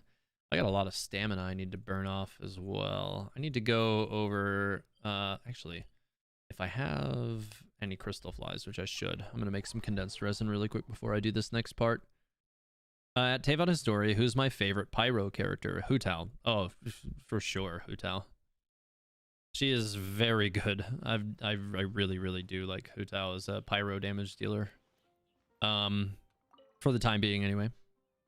YouTube GJ says I prefer English dub. I like to enjoy things in the language I speak. I think people overhype JP dubs too much. I'm kind of in that same thought process, YouTube GJ. I mean, my wife is definitely one of those people who's like, I prefer the Japanese dubs and I'm not going to listen to the English ones, and it took me a long time to get her to listen to or give the English dubs to things a chance. But eventually she did. But she has always played Genshin Impact in English. She never really doubted it, and she has, it took me a while, but I you know, was able to get her to admit that some anime and stuff like that have good English dubs and stuff like Full Metal Alchemist Brotherhood and stuff like that. Or you know, they're just good. They're just objectively good. Like the Japanese ones are great, but the English ones are also great. So yeah. So I understand both sides of it. I really do. All right, so let's take my rewards from that. Almost at 50 on this finally. That'll be nice. All right, so now that I've got those, I need to go over here and get some more of these ballads for my Rosaria, because I'm still working on leveling up her talents. That said, her talents are very good at this point. Like, they're coming along nicely. If you were here on my stream last time earlier in the week, you know that I had only had her Ravaging Confession at 6 and everything else was 1. But now I'm at 6, 11, and 8. And my Constellation is now at 4 for Rosaria, so that's probably where she's going to stay, at least for a while.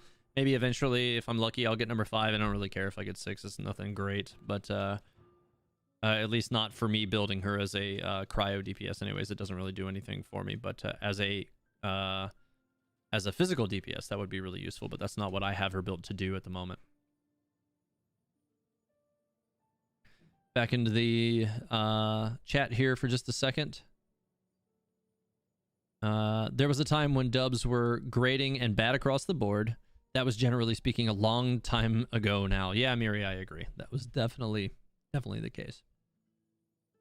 All right, guys. So before I go getting into the next portion of the stream, which is pretty much going to be me, doing some grinding and answering questions here, I am going to go grab a drink really quick. So I'll be back in just a couple minutes.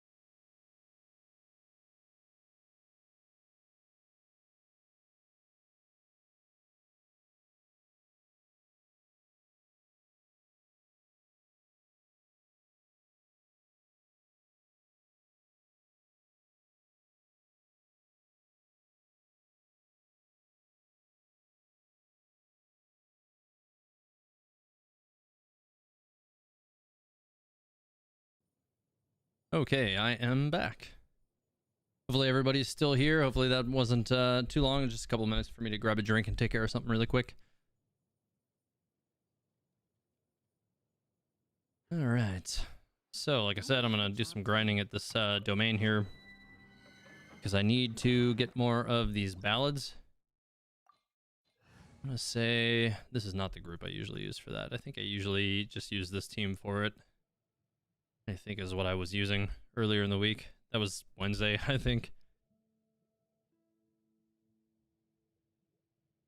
YouTube GJ says, I'm someone who likes multitasking, so I can't watch subs a lot of the time. It just requires too much of my attention. Yeah, I'm also, that's one of the things that I also have going on. Did you know that TH is bad at saying things? Wow, Rev, rude. Gonna remember that. Bad at phrasing. Oof. Okay. Yeah, I think I'm gonna stick with this group for now, and we'll see how things go.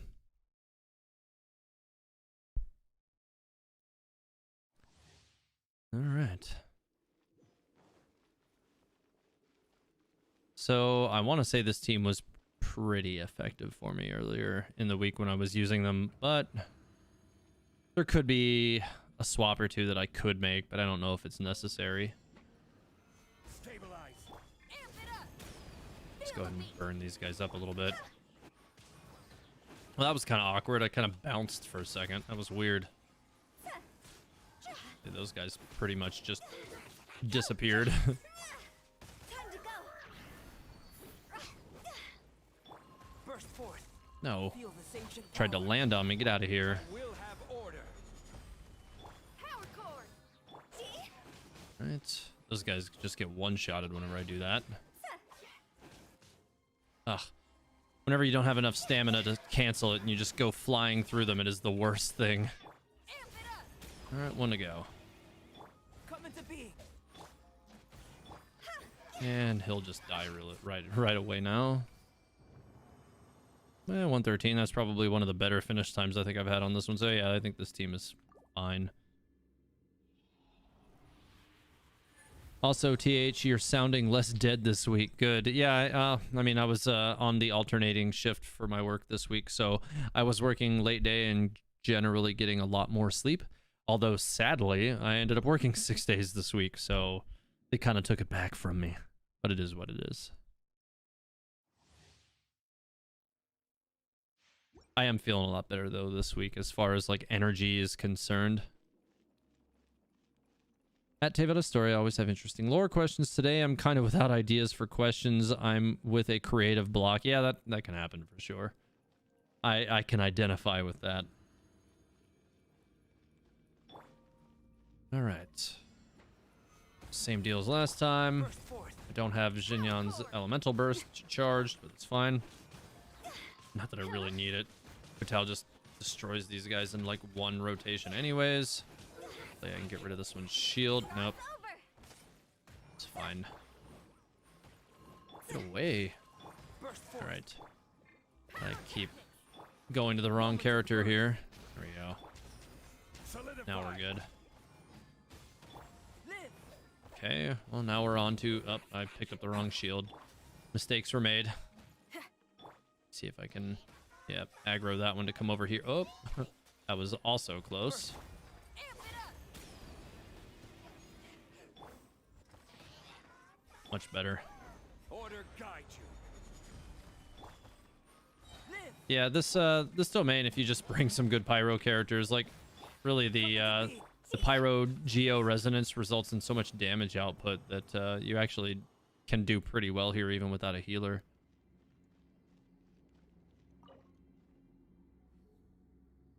Oh, Rev, nice. Congrats on that. That's huge.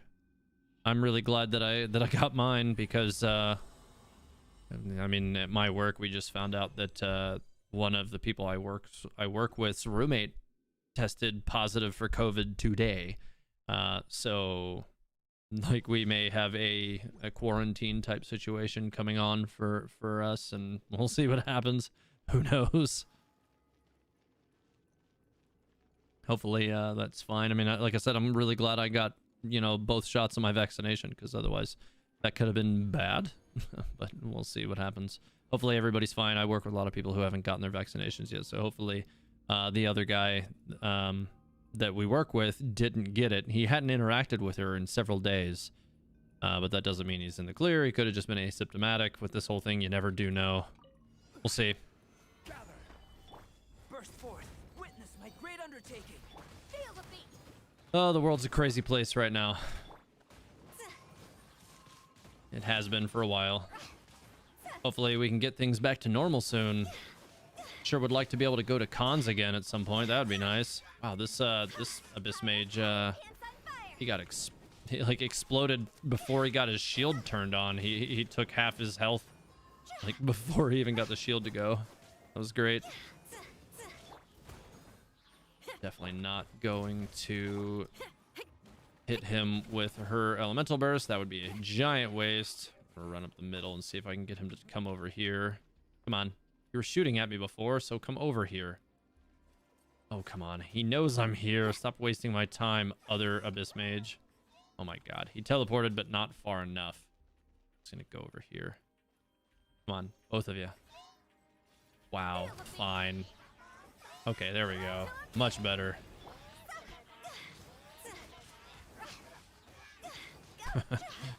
They fell for it. They just get instantly deleted the moment they come over there.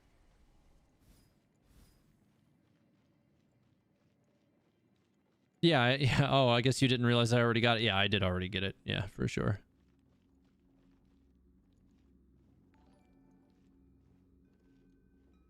Marnie KPR, thanks for subscribing. I appreciate it. And welcome to Teyvat Historia. Thank you. Miri, you have no idea how much I want to be sandwiched into an overcrowded Hyatt elevator. I miss cons so much. I'm right there with you, Miri. Like, you never know what's going to happen in those elevators. It's always crazy and ridiculous. Whatever. Thanks for subscribing. Welcome to Teyvat Historia. Welcome. And thank you.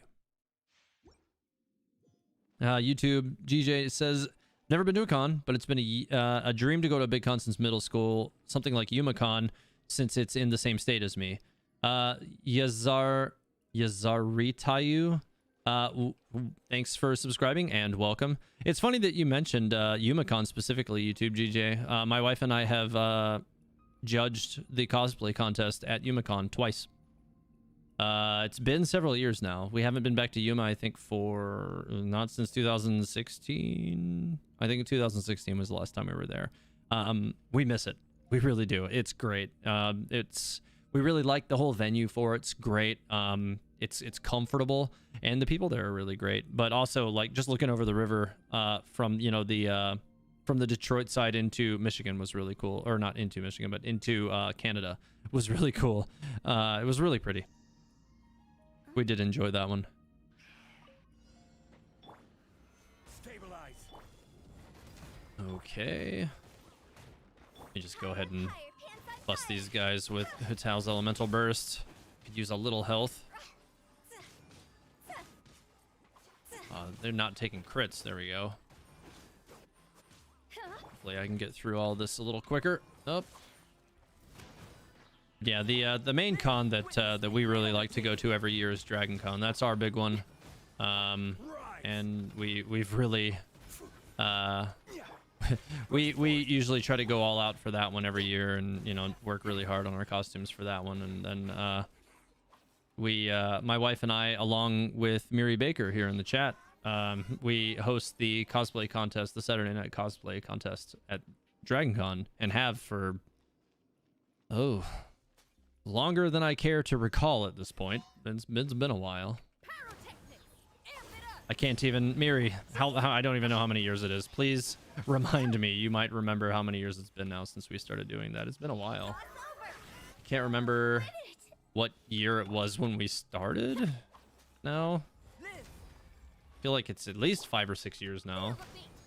But yeah. Rev says he'd go to a... Oh god, 8 years? Oh my god. Oh. Jeez. Dragon Con is like a multi-con, so it's not dedicated to any one fandom, but rather a celebration of all fandoms equally, which is one of the things that really makes Dragon Con great. It's in Atlanta, so, if you like, big city scene, like, it's a great spot. There's a lot to do. There's a lot of great restaurants and a lot of great food and a lot of interesting people everywhere, and, like, you're gonna be packed. It's jammed in. And that party stays up late, or that con stays up late partying every night too. So it gets pretty crazy. It really does. Oh dude, y'all won in 2013 or 14 and then came on the next year. God, was it really? So that means it was 8 years ago. Aaron, my wife was like, like counting on her fingers, like how many years it was. I guess, yeah, if it was 8 years ago, then crazy. But we love it. We wouldn't trade it for anything. Dragon Con is a massive multimedia for everything sci-fi, fantasy, horror, everything. Yes, it is. It is the best. I'm on the west side, west coast, best coast. Yeah. Okay. No, I got nothing against the west coast. I've never been there, but yeah, we mostly do everything on the east side. And then also we've been to YumaCon a few times. All right, so I am now out of resin. I need to see if I can improve any of Rosaria's talents. I'm not sure I can, because it will depend on what I have available to me as far as the extra items that she requires at this point. So let's see what I have. Because I am still trying to get to my Rosaria all situated. She's definitely a lot better than she was earlier in the week though. But I think, yeah, I need to. I already killed Child this week, so I didn't get any of these. I need one more of those to upgrade that to 9. And I already need those for this, and I don't use her normal attack that much. So, I don't know. I think I'm going to leave it at 6 for now. Katsu's also fun if you go with friends, not as much fun on your own. Fair. I think all cons are more fun if you travel or if you go there with, you know, with people. Like going alone, that doesn't sound like an enjoyable experience. It sounds like a good way to get stalked by somebody. That's what that sounds like. Rev asked if I travel often. Not really. That. Oh, hey, the suspicious illy trail. Okay. What's up? And he gone. Later, bud. He gave me cabbage. Well, I was here for the crystal flies, but then I found him. So, you know, whatever. Why pick a coastline when you can live in the middle like me? You know, I mean, I guess being like in the middle portion, like northern, you know, up if you're living in Michigan, which is the same state that Yumacon is in, then yeah, you're not really in like the tornado portion of the country where you have to like go to sleep in fear every night or make sure your car's in a garage, otherwise it will look like a golf ball every time it rains. But you know, that's one of the things that keeps me on the East Coast for sure. It's easier to make friends at DragonCon or Momo. Katsu's clicky. Okay, interesting. I didn't realize that was an issue there. Huh. Never been to a con, never seemed my thing. You know, Muhammad, for the longest time, they weren't mine either. And, you know, then I met my wife and she was really interested in cons and I was like, sure, okay, why not? Let's see what that's like. And after one DragonCon, my first one was we went, I think it was in 2009, 2010. Well, whichever one it was, I was hooked immediately. Like, oh my God, this is amazing. Like, it's a lot of fun. You get to see some crazy stuff, like amazing costumes. I was already, you know, at that time, I had spent a lot of time working with my parents. You know, like my parents ran like a body shop when I was a kid, like working on cars and stuff. So like I had a lot of experience working with, you know, automotive materials and you know, crafting with automotive materials and tools. And so it gave me a unique ability to manipulate electronics and fiberglass. And I kind of set out to work with all of that early on. And so, you know, after my first time going and I didn't really do a costume, I felt lame. So every year after that, I had to do something. And we kind of gradually stepped, you know, like I slowly, you know, dipped my toe in the water and did a little more each year until I was just, you know, consumed at that point. Welcome, new people. I agree, Rev. Thank you. Enjoy the stream and eat the Pimon. Yeah, well, you know.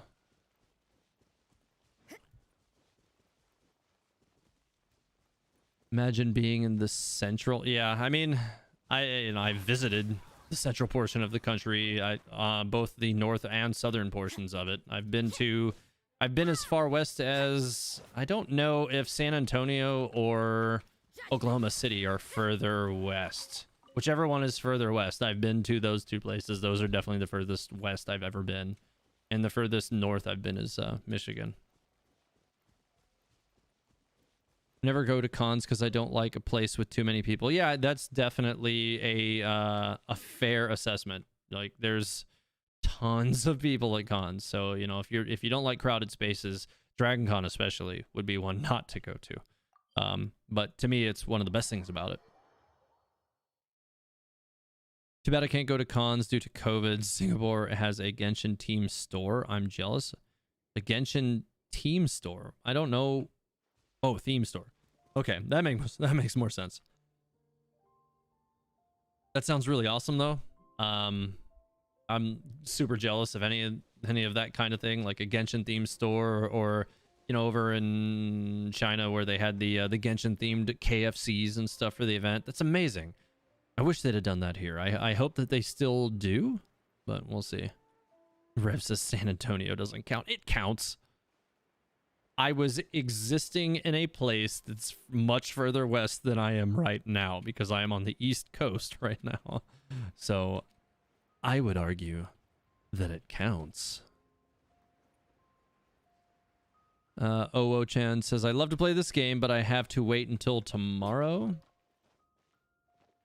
Have you not actually started playing the game yet? Or are you learning about the game and waiting to start playing it or something?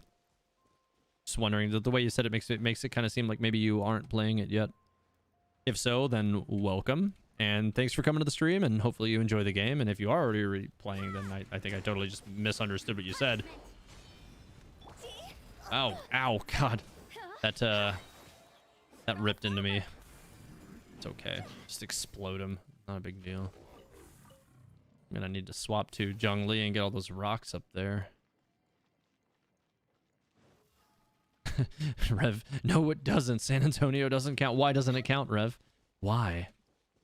I was in Florida. I've been to both sides of the country. I mean, I've been to Florida. Florida's hot, sticky.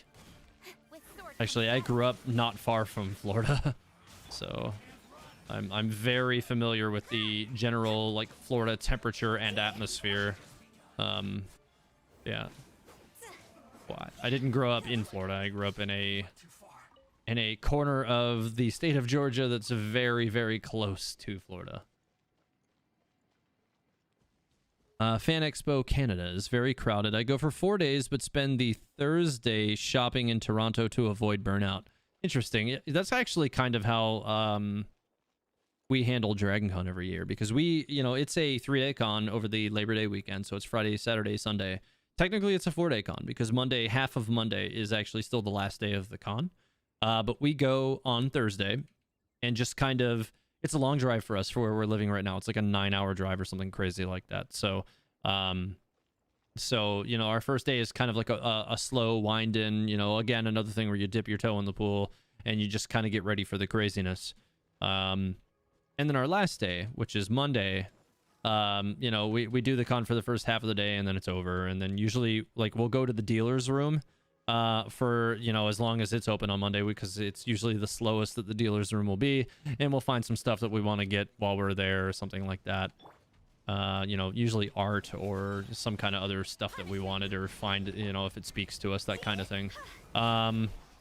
I found some good stuff that especially I found some really nice Breath of the Wild art and stuff. I have a really nice Widowmaker that I bought at Dragon Con a couple of years ago as well. Art that was really cool.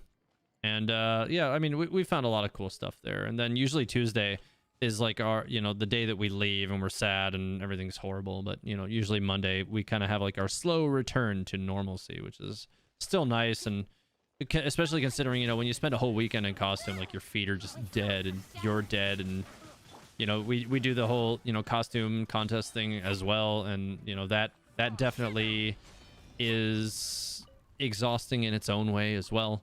But we love it. We love doing it though, because we get to see a lot of great things. We get to meet a lot of cool people, and most importantly, we get to hang out with Miri, and we don't get to see Miri that much either. So that's always a good time.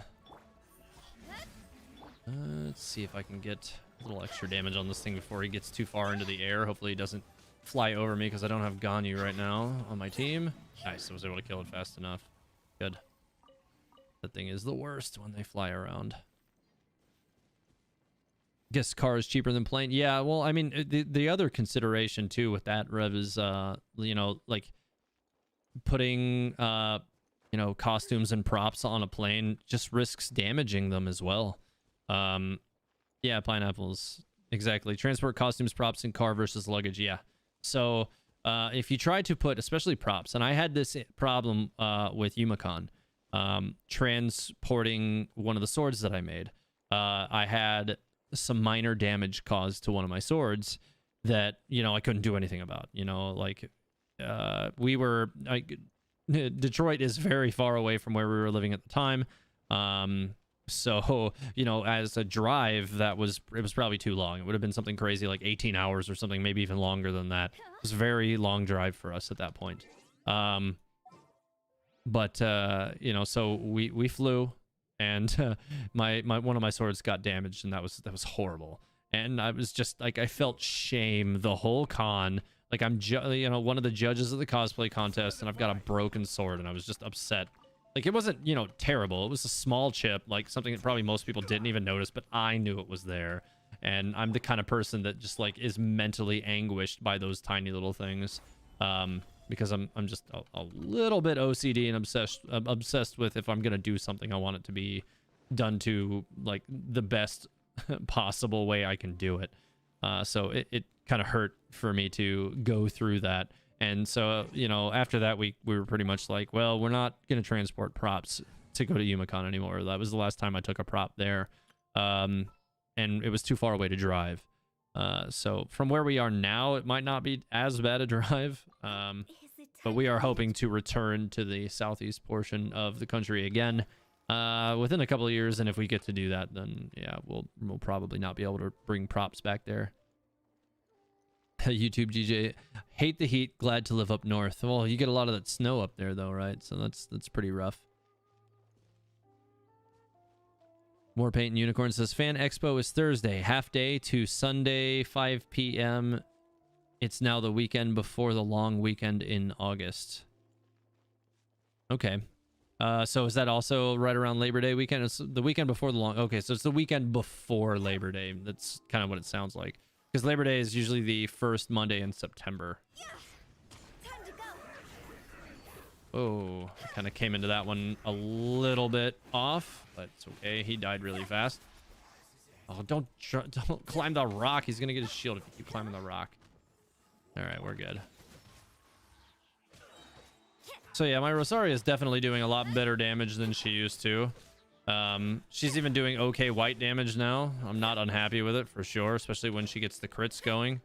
And her cryo damage is definitely consistent and effective. Throwing out, you know, like 10k cryo crits is definitely not bad every 6 seconds. So obviously characters like Gon, you can throw it out a lot more consistently, but you also do have to avoid damage incoming the whole time as well. So there's that.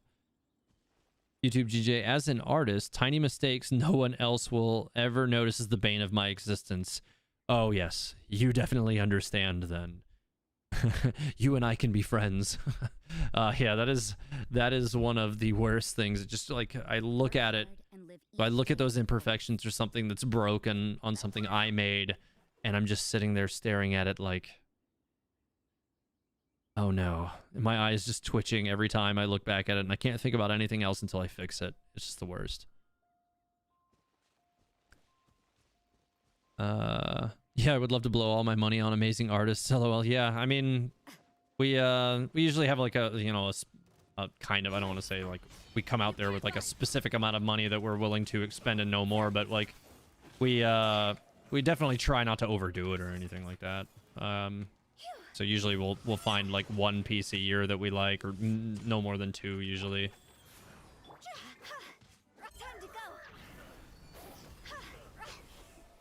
Cheyenne Brown says your lore hypothesis second to none, sir. Well, thank you. I appreciate it.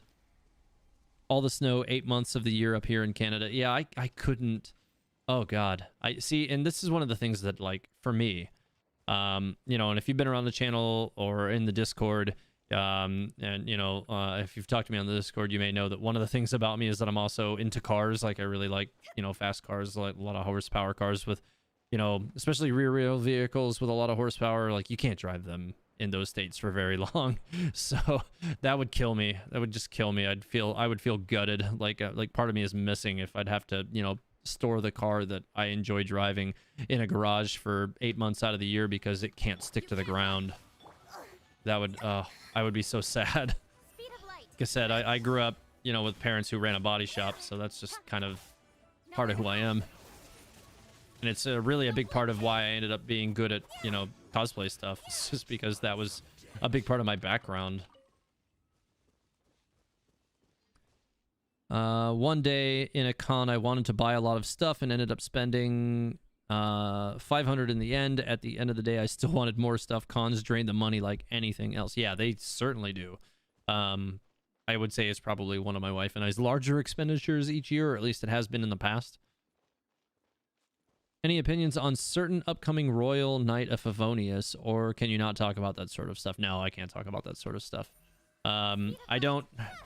I'm not sure if I even know the character that you're talking about, but I'm assuming I think I do. And I only know about that character because it's basically impossible to avoid this stuff, which is infuriating to me. Like, I don't actually actively seek out leaks. They just, like, you know, if you're looking for information on Genshin stuff, sometimes it's just hard to avoid them at times, which is just horrible.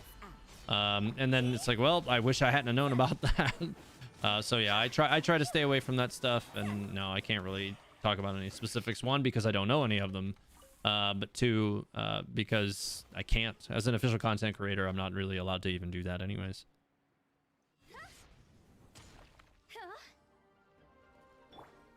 When was the last time I judged a costume contest? It's not last year because of COVID, so that would have been 2019.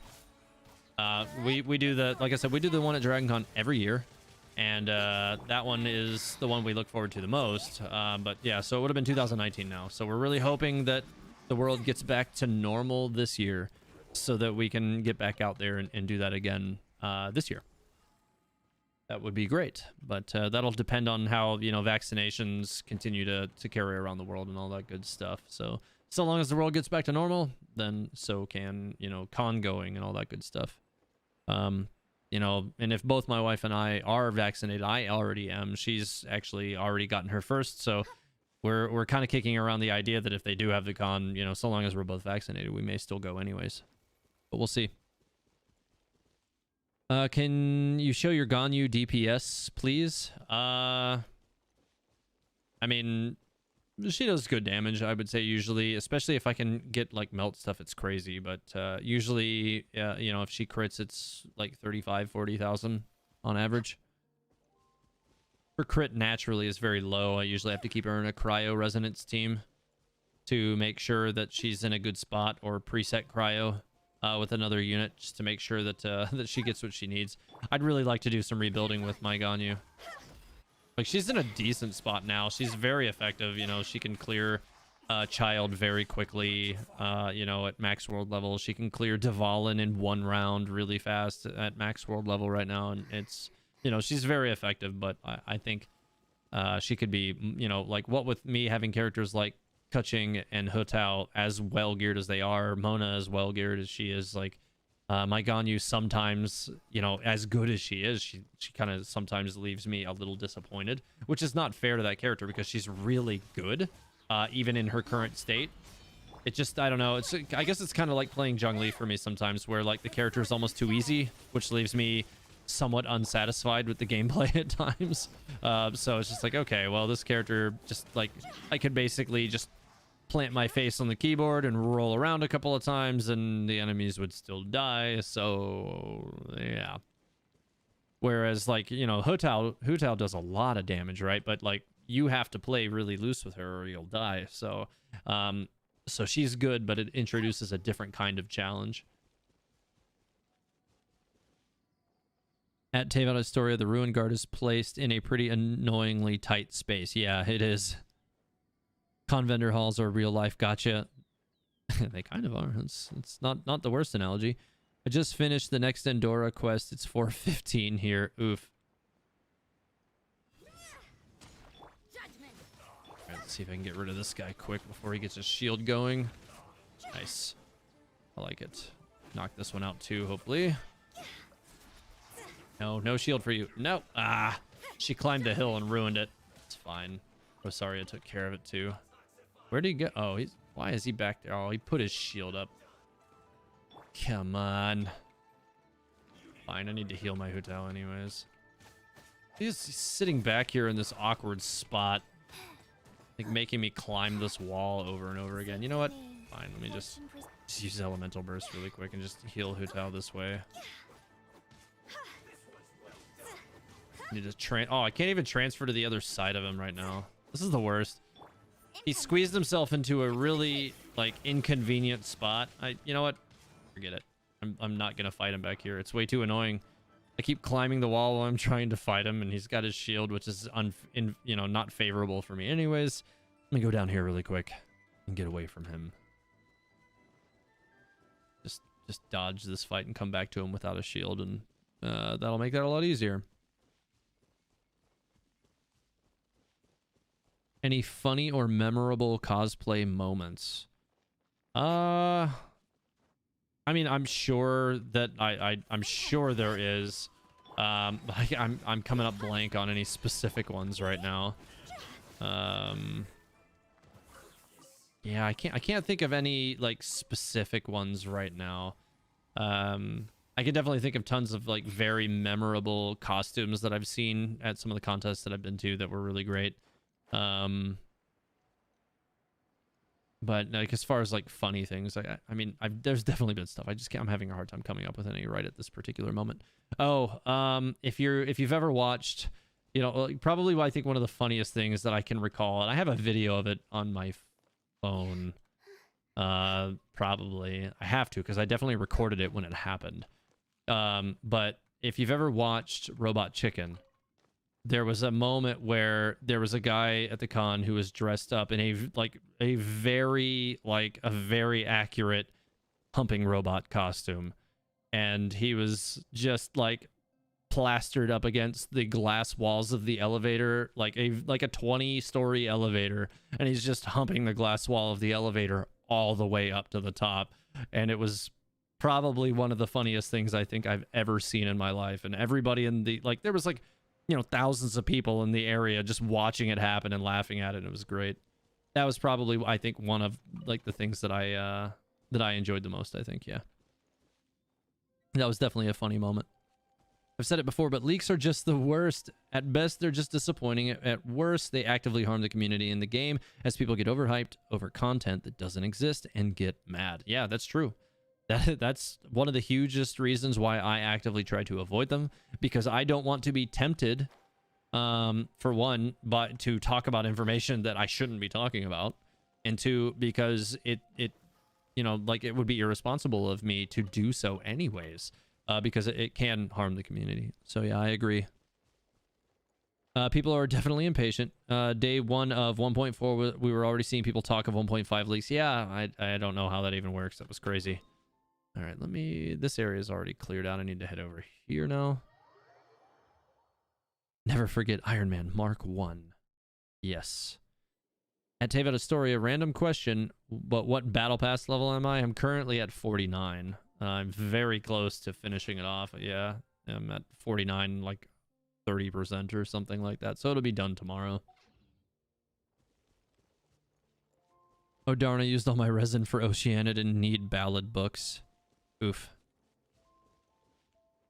Your only 5-star right now is Diluc. Rip. I mean, he's a good 5-star though. So I mean, like, yeah, okay, there are some 5-star characters that like I enjoy more on a personal level. But Diluc is still very good. It just drives me crazy when people say that MiHoYo is so slow giving content, but in my point of view, they're quite generous and fast in giving content. I mean, they're expecting updates every week. Yeah, I mean, so there's a couple of things that I think people are a little bit unfair about judging MiHoYo for in general. Now, I might be just a touch biased for sure, and feel free to tell me if I am, because, you know, like, it's obvious that, you know, that I really care about this game and that I really enjoy it because, you know, I've dedicated a YouTube channel to it, right? So like, that's obvious. But you know, with regard to, you know, their content production, they do, I think, produce content pretty quick. These characters are generally well thought out. They're very unique and different from one another. No, we're not looking at like clones, you know, like no character that comes out is just like kind of like a washed out version of another character that already exists. They're always different. They have very different appearances, very different builds, very different everything. And they take a lot of time to develop personalities for those characters. They take a lot of time to, you know, like build a backstory and lore for everything. Like, these are just things that are kind of, you know, lost in a lot of gacha games. And then the other thing is, you know, the game takes a lot of flack for being a gacha game, right? But here's the thing. So the fact that they are a gacha game, you know, love it or hate it, and you know, I'm sure most people hate it, and that's fair because it's really expensive. It is. Like there's no denying it. It just objectively is an expensive game model, but it gives MiHoYo crazy overhead to produce this game to an extent that probably wouldn't be possible otherwise. It allows them to have teams that allow them to make content faster. It allows them to have teams to make more quality content. It allows them to make better music. It allows them to hire more voice actors, more varied voice actors, possibly even bigger name voice actors if they choose to. You know, like it allows them a lot of leverage that in other payment models they probably wouldn't be able to replicate. So that is something that we should relish in to some degree. Like, yeah, it's crazy expensive, but you know, the overhead allows them to make a more cinematic, more you know, more immersive experience for all of us. So, you know, you kind of have to take the good with the bad to a degree. At Teyvat Astoria, some people don't realize that if it wasn't for leaks, people would have had 3 days total to prepare for Hu Tao. You know, like I didn't pre-prepare for Hu Tao. I didn't have a single talent book farmed. I didn't have any information as far as like what items I needed to have. And I still managed to farm her up and get her to what she was. You know, because I want to say the day she released, her talent books were already available. Like it was the same day as her talent books. So I just got her talent books right away. And, you know, I sat on some resin. That was about it. And I had already been farming, you know, artifacts and stuff for a while. I wasn't too, oh my God, I wasn't seeing that coming. But, you know, it just wasn't that big a deal. And, you know, I don't think that, you know, not being able to prepare a character because, you know, you weren't researching leaks or something is a valid reason to propel the leaks. It's just not. Like, that information isn't those people's to share. It doesn't belong to them, and it misrepresents, you know, the character's potential. Like, what if, and this happened with Zhongli, a lot of people prepared and farmed a lot of stuff for that character, and then he wasn't what they thought he was going to be. And they spent money on the character, and it wasn't what they thought it was going to be because the leaks hyped him up to be something that he wasn't. And for that matter, Hu Tao also was hyped up to be releasing at X time, and then it didn't happen. And, you know, that was also not great for the community. Like, these things could have been avoided, and they should have been avoided. It's really unfortunate, I think, what the leaks have done. I'd like to see them drawn back dramatically. But I'd like to see it done in a way that you know, works for everybody, right? Like, I don't want to be like, okay, we shouldn't have leaks, but nobody should know what characters are coming, and we shouldn't have any details until 2 or 3 days before the character's release. I don't think that's the right way to handle it either. I really think that, you know, and this might be slightly self-serving, but I think that, you know, this game has a lot of dedicated content creators who are following the rules. And it has a lot of dedicated official content creators, such as myself, who are following the rules. And, you know, I wish they would utilize us a little more. You know, like they do some things for us. I'm not going to sit here and say that they don't, but I feel, you know, a little underutilized to a degree. And like, I'd love to be able to help them with the leak problem by getting official news from them, you know, 10 days out, 2 weeks out before these characters come out, to help press that information out. It doesn't have to be exclusive to just me. Like, I would even, you know, like if they heard this tomorrow, I would be willing to bow out and be like, don't give me anything. Just give the other official content creators this information and let us squelch the leakers by giving you factual information that's real. You don't have to release every detail, but you can let the content creators officially release all the talent items. You can let the content creators release information about their skills or something like that, or you know, or their splash art or something, as opposed to it just going to their Twitter and stuff, which doesn't necessarily bring them a whole lot of hype. So, you know, it would just allow the content creators, their official chosen content creators that we have to apply for every month, to actually be utilized by MiHoYo for something positive. And I think that would be a great way to help deal with the leakers, because you wouldn't need the leakers anymore if you got that information from the official content creators several weeks ahead of the release of those characters. So I think that would be like an interesting solution to kind of meet everything in the middle. Bathe in sunlight. Because it really doesn't take more than a week, maybe 2 tops, to get all the stuff that you need for a new character anyways. So, you know, or if you're stacking up fragile resins and stuff like that, like even less time.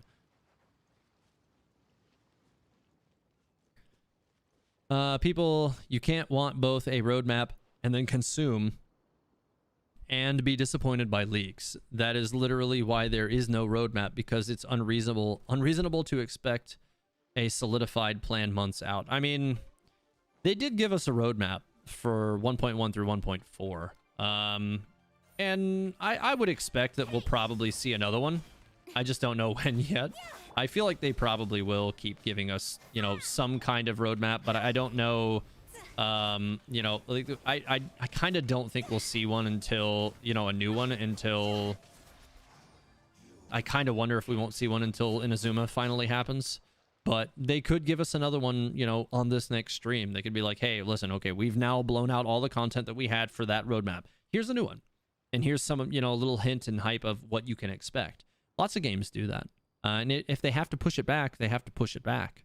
One of the other things that, you know, I think has kind of become a problem, I think, in, you know, the gamer space is kind of some people becoming, you know, they have this like we as gamers have a tendency of feeling like we've been lied to, or something was misrepresented. If they said it was going to come out on this date and it gets pushed back, we're like, well, that's not fair, and you need to release this on the day you said because you promised. But, you know, I believe it was, and I'm probably saying this wrong, but Shigeru Miyamoto, the creator of like Mario and Zelda at Nintendo, he has a long history of delaying, especially Zelda games. And, you know, he's famously quoted as saying something along the lines of, you know, a bad game is a bad game forever, but a delayed game is a good game eventually. And that is important. You know, like if they take their time and release the content when it should be released, because it's polished content, then when it does release, you won't have complaints about it. Maybe the only complaint you'll have is that you finished it before the next content releases.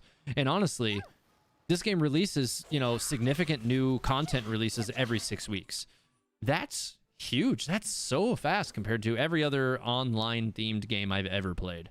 You know, I've played a lot of MMOs since 2003, and most of those games have, you know, major content release every 3 to 4 or maybe 6 months. Look at Black Desert, like, for crying out loud. You know, like, I've played Black Desert since it released in Korea in 2013. I played it on the Korean servers for a year and then swapped to the English servers on its release, I think, at the beginning of 2015. And that game may be releases a new costume for a class once a year. It's sad, it's pathetic. They have like 20 classes now. They keep releasing new classes, like 1 or 2 new classes a year, but really it's almost as if like they do it just to, you know, milk the player base into jumping ship from one class to another, because they always overpower the previous or the newest class to entice PvPers into that new and great class, and that whole process is very expensive. So, and then they just forget about all the old classes. They don't even make new costumes for them or anything. So it gets really frustrating and really old. And then, you know, they'll release a new territory, and the content that it comes out with isn't even usually worth doing for a while. So, you know, this game's pacing is phenomenal. And, you know, I feel like there's a saying about, you know, the grass is always greener on the other side, but I think that's very true with Genshin Impact. Like, you can sit here, you know, and be like, well, we haven't had any new content for 3 weeks, but, you know, a 3-week, you know, and that's what we pretty much get is, you know, we get major content releases every 6 weeks and new events every 3. That's fast. and it's definitely more than I've seen in any other online game. So I think that, you know, people should remember that. Like, I think, you know, MiHoYo tries really hard to keep everybody interested, and it behooves of them to do so. And I do think they work hard at that. Miri says, that's absolutely absurd for game dev. Absolutely absurd. Yeah, it's fast. It really is. Let me go back up. I think I might have missed a few things here. Let's see.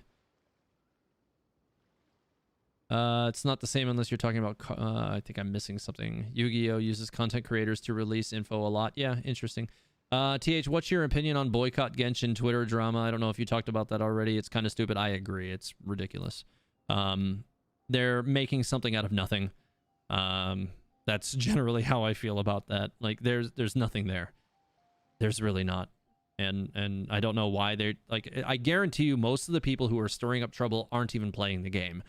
They came into it uninitiated, without actual information, and they just assumed that these things were targeting specific groups of people to ridicule them or make them seem like they're lessers or something like that.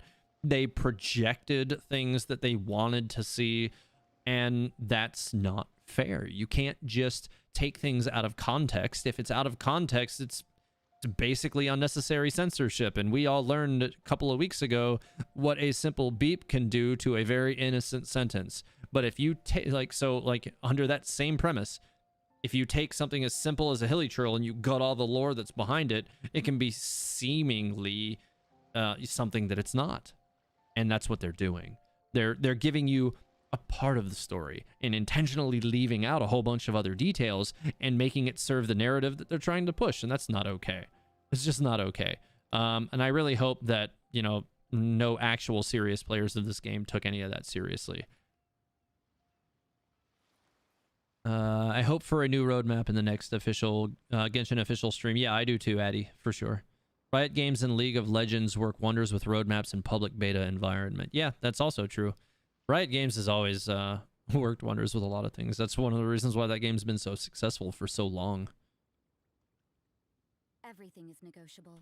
YouTube GJ, I was just commenting on his idea of using content creators to release info. I wasn't saying they're the same thing. I think I might have missed something there, but okay.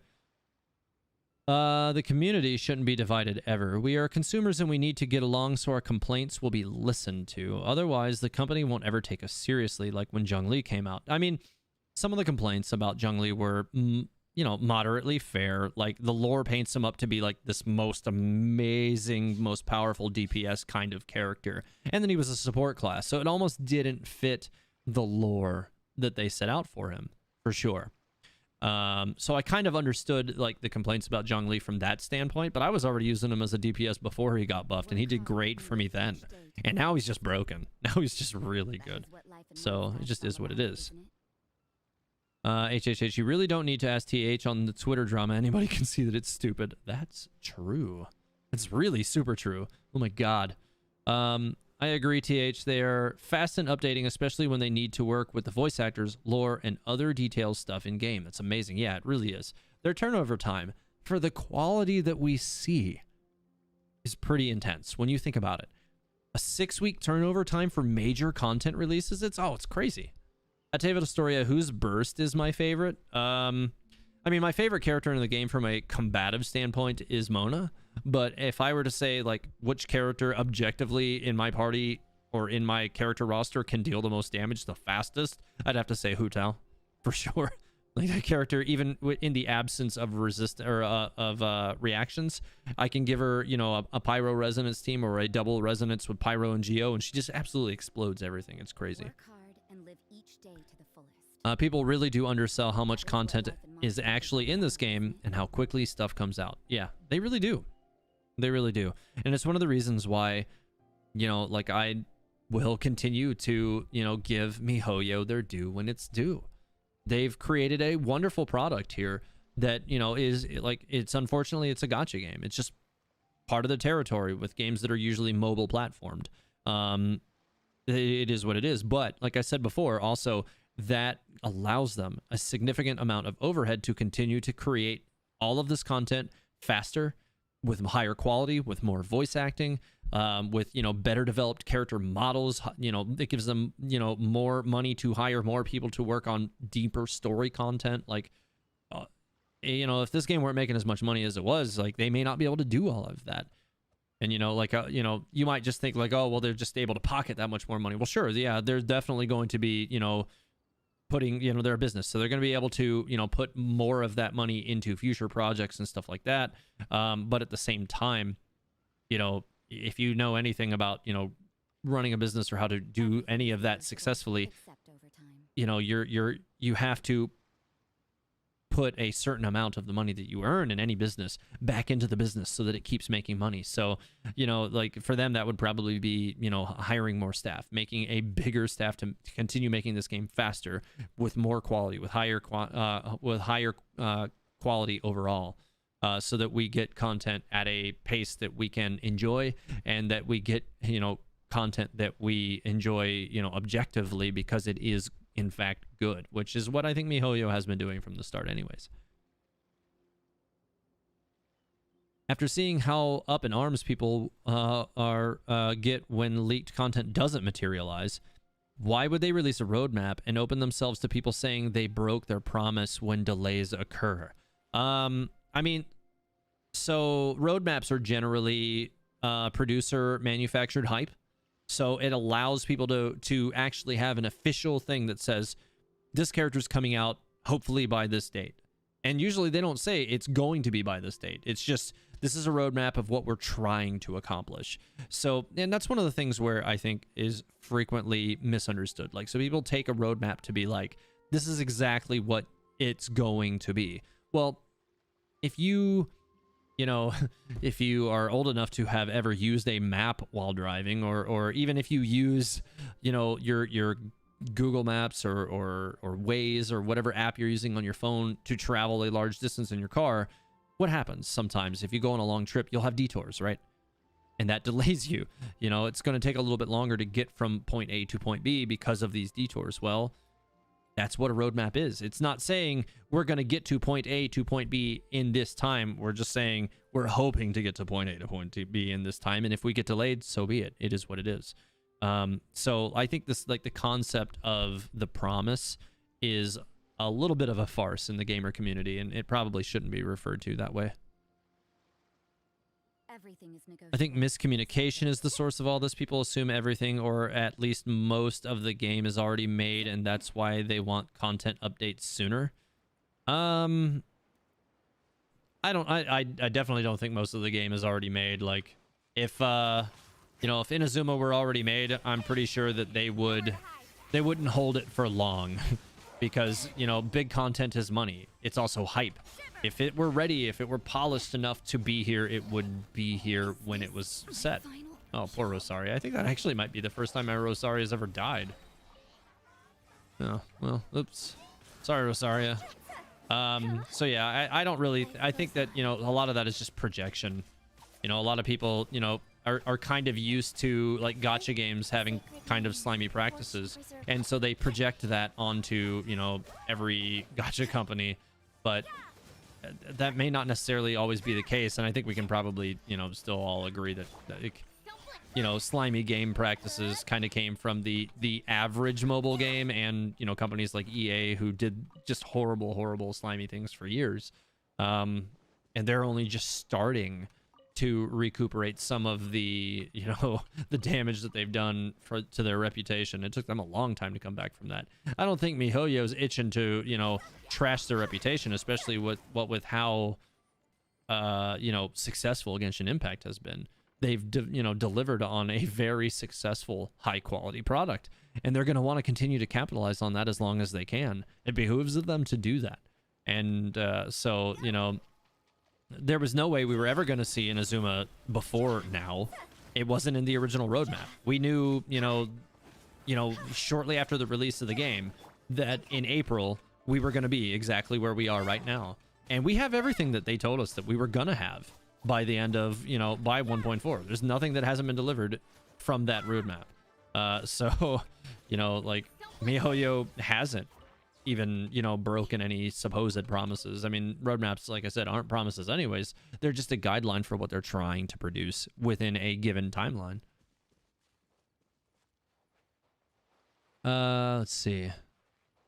I agree with delayed game is a good game eventually thing. I hate when hardcore gamers say Genshin is a bad game. It's far from it, as it is right now, from being the best, actually. I mean, Genshin's definitely a work in progress, like any online game. It's, you know, but I feel like one of the things that they've done, like some of the best online games, is improve over time.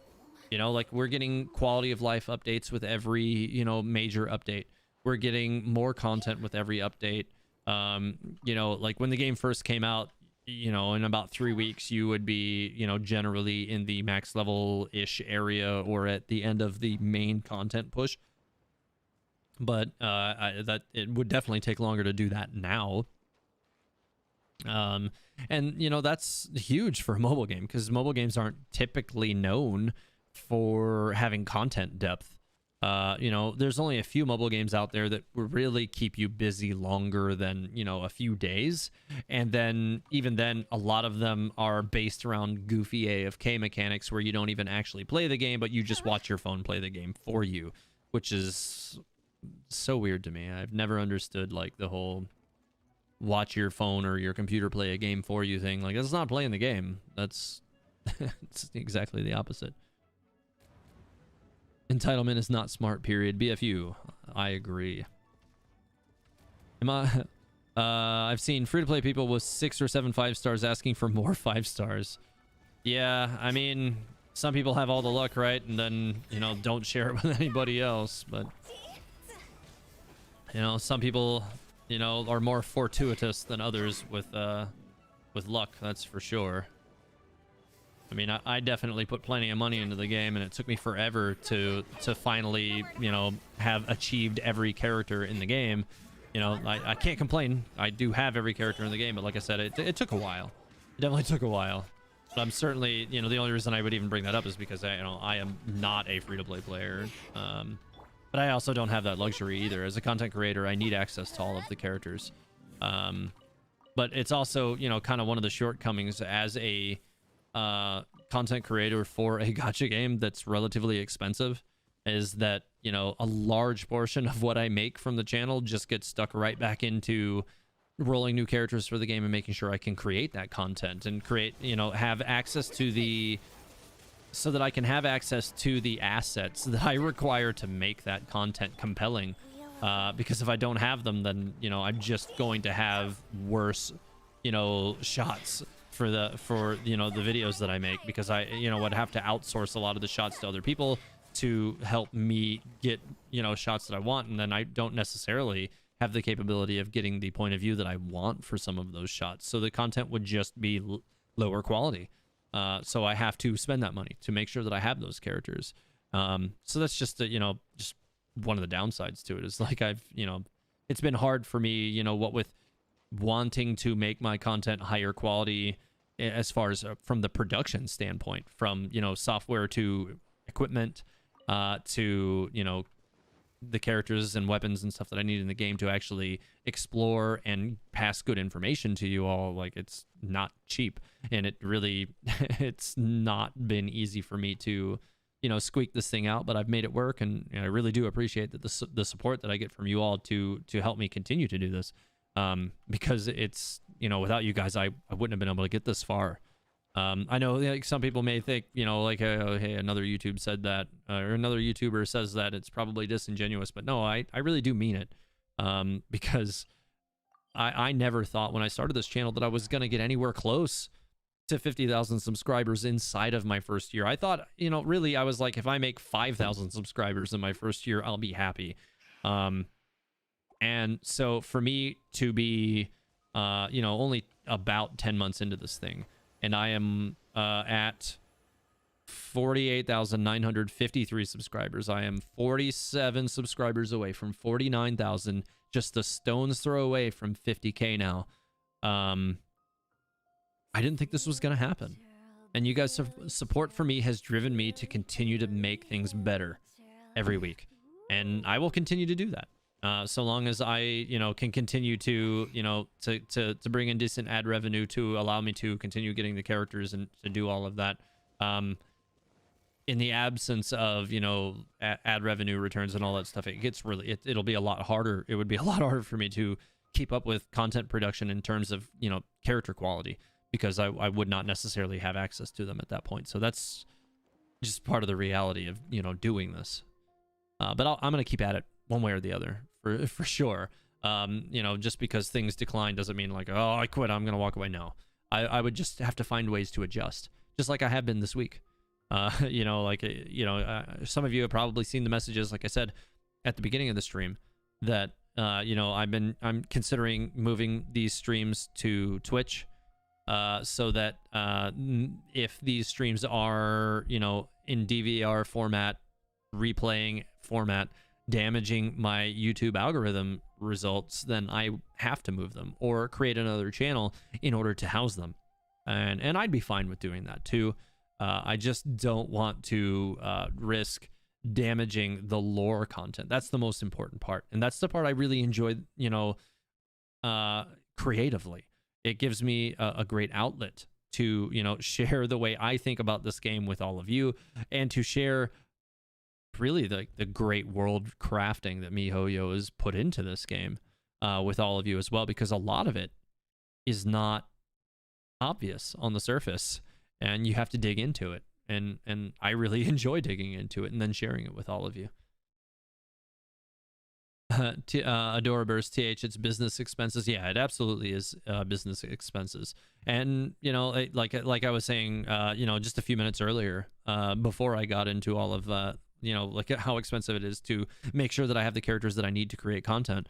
Like I said with MiHoYo, it might be easy to assume that they're just pocketing everything, but they also are more than likely expanding and hiring more staff. Well, my version of that is getting more characters and putting money back into the channel, putting pretty much all of the money that I make off the channel straight back into it by rolling for characters and getting better equipment to make sure that this content is quality. So it's not really making me any profit, but I'm having fun with it regardless. At Miri said, I don't think he's hating on free-to-play people. Everyone knows that they're getting in, or what they're getting into. Oh, no. Definitely not hating on free-to-play people. Like, there's nothing for that at all. Like, if you can't afford to put anything into the game, that's fine. Like, like, gacha games are objectively predatory. They are. I'm not going to sit here and say that they're not, because that would just be, I think, ignorant and irresponsible to say otherwise. They are. They're an aggressive monetization form for gaming, and that as a practice has become more and more common. But like I said, the benefit that we get as players is we get a deeper, richer world created quickly and with high quality because of the size of the teams that they can hire, because of the overhead they're getting from us. So like I said, we kind of have to take the good with the bad. Just one of those things. Tavon, am I planning on doing something related to Aria Sonnet and canon in the future? Aria Sonnet. I don't know if I know what that is. Maybe I do, maybe I don't. I'm not sure off the top of my head. It sounds vaguely familiar, but I'm not sure. Axe 59, after your birthday, TH, I was super hyped for mine, but I got nothing for my birthday. Oh, well, that's just horrible. Well, I hope your next birthday is better. I hope you're just talking about maybe like gacha results on your birthday or something, and like somebody got you something for your actual birthday, or at least somebody made you feel special on your birthday, because that's supposed to be your day. But happy belated birthday at the very least, and I'm sorry that happened. At Teva Astoria, you are the Genshin lore daddy. Thanks, I appreciate it. I'm definitely gonna, keep pressing for that role, and I'm gonna keep trying, week after week to make sure that I deserve that title. So thank you.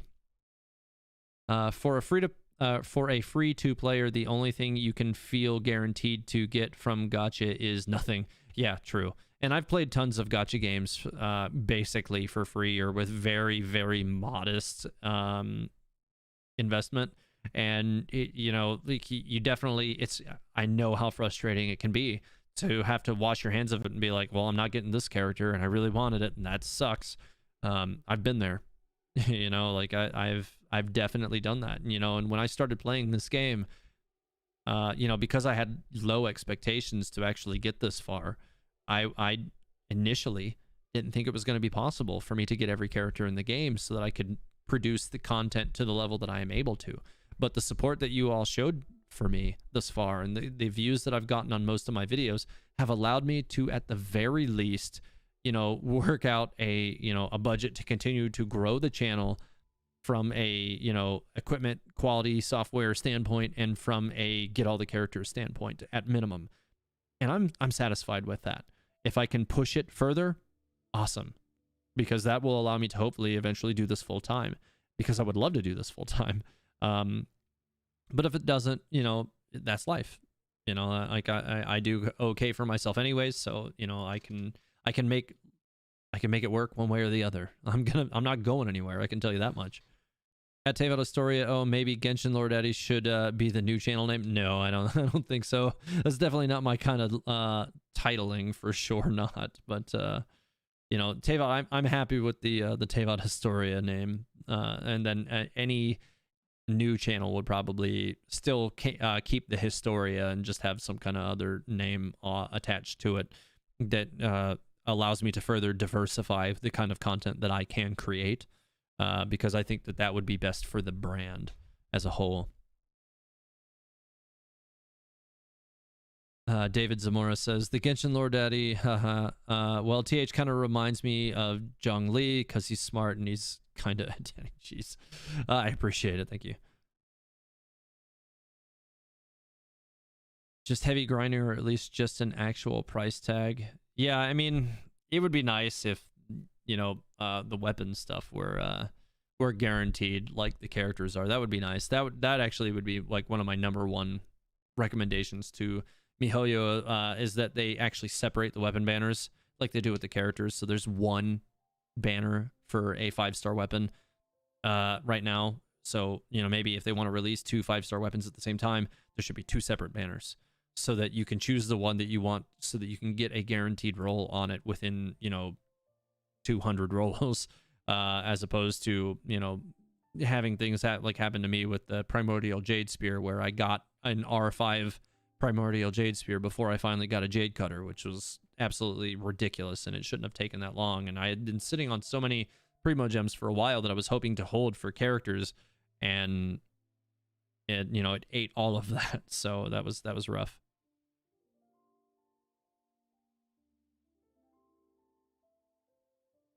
YouTube GJ says, I decided pretty early on this was a game I wanted to spend my time with in the long run, so I'm more than happy to spend money on it. Yeah, for sure. And, you know, like, for me, you know, for a long time in my life, gaming has been a hobby for me, and I've not been afraid to spend money on that hobby if it brings me joy, and it does. You know, I frequently quote TV shows in my life and stuff, but, you know, like, this is one of those things where gaming is great because, yeah, you know, the character Steve Smith from the series American Dad said it, in the real world, things often suck. Well, they do. In the real world, things often do suck. You know, right now in 2020 and 21, there's a friggin', you know, global pandemic. And if not for gaming, you know, a lot of people would have been a lot more bored and a lot more, you know, pent up and irritated and restless. And, you know, it's been a much easier blow to swallow over the past, 14 months or so since all this started, with, you know, being able to dive into games like Genshin. Rev says, Dainsliff banner when? I know, right? That's one I would love. That would be a huge one for me. Really would. Warpaint and Unicorn says, I'll pull for more weapons, or I'd pull for more weapons that I don't get R5 Skyward Pride issue ever again. Oof, yeah, that would not be my favorite weapon to get an R5 of for sure. So just a reminder, guys, I am going to be closing up the stream in about 5 minutes. So if you had any questions that you've been holding on to for the evening, make sure to get them out because I'm going to be heading out here soon. To be honest, I just kind of gave up on weapon banners when I found out they weren't guaranteed. Yeah, I mean, I can understand why you would do that. I really can. For me, once I got a taste for a couple of the 5-star weapons, I realized like how just ridiculously and objectively better they are because of the way they scale compared to the 4-star weapons. And you would have to expect that, right? Like they wouldn't be worth buying if they weren't better, right? So, you know, and some of them are just built to make certain characters shine, like how the Staff of Homa makes Hu Tao and Zhongli just absolutely turn into lawnmowers. Amos Bow or Skyward Harp for characters like Child or Ganyu are just crazy. One of the reasons why I think a lot of the Catalyst characters in this game are kind of forgettable in terms of DPS in the current state of the game is just because there's not a crit damage one in 5-star. As soon as there's a 5-star crit damage weapon, you can bet characters like Klee and Mona and Ningguang are going to have a huge resurgence in just giant number damage, like high damage output, like turnovers. Like my Mona already does great damage, but with a crit damage weapon, you know, allowing her to tap into like a, you know, something crazy like a 200%, you know, damage or crit damage numbers, she would be absolutely ridiculous. And that would be amazing. So, you know, as soon as they release a crit damage catalyst, I definitely will be shooting to get that with all haste, and I'll just throw my Skyward Atlas on Klee or somebody like that and move the Solar Pearl to Ningguang. You know, the whole thing kind of slides back unless there's some other catalyst character that I want to try and work on or something at some point in the future, which there probably will be. I still strongly expect Alice to be a catalyst user whenever she shows up as a character, and we all know she's going to show up eventually. All right, so I do have something that I have not yet done today, and I need to go do that right now before the end of the stream. Miri says, you headed out. Good night, TH, and good night, channel. Yeah, have a great night, Miri. Thanks for coming in again tonight. Always good to see you. At Tavita Story, I got my Jade Cutter in 20 while pulling for the spears. You had pretty much exactly the opposite experience of what I had. What are my orders? TH, do you think that maybe the Hilly Churls aren't really evil but are controlled by the Abyss Order? Well, we actually do know from the lore that the Abyss Mages do have some kind of controlling technique over the Hilly Churls. Like, they chant and, like, entrap the Hilly Churls. Now, whether or not, you know, the Hilly Churls' actions are always controlled by the Abyss Mages is another matter, but they do have the ability to control them. I don't think all of the Hilly Churls are under their control, though. I think it's definitely one of those things where, you know, there's a lot more going on there than it seems. And I think that, you know, the destruction of Kenria is telling us a lot more about the Hilly Churls than it obviously seems on the surface as well. Because the Hilly Churls first appeared, or at least notably appeared, shortly after the Calamity. There are recordings of Hilly Churls showing up at times before that, but not in the capacity that they have since the Calamity. So yeah, there's definitely a lot going on with the Hilly Churls for sure.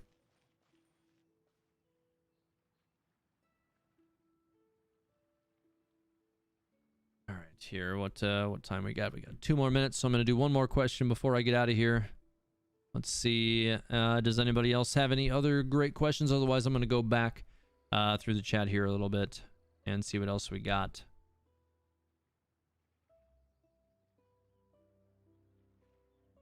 At Tavita Story, I just got a final Abyss, got my final Abyss star from 11-3 of Spiral Abyss. All 36 Abyssal stars collected for the very first time. Congrats. I've done that a couple of times now. It's definitely rewarding. I didn't even do it on this one. I could probably go back and just replay too and make it happen for myself as well. And I may. But yeah, that's congrats. That's huge. It's definitely a very rewarding accomplishment the first time you do it. Super congrats. That's huge.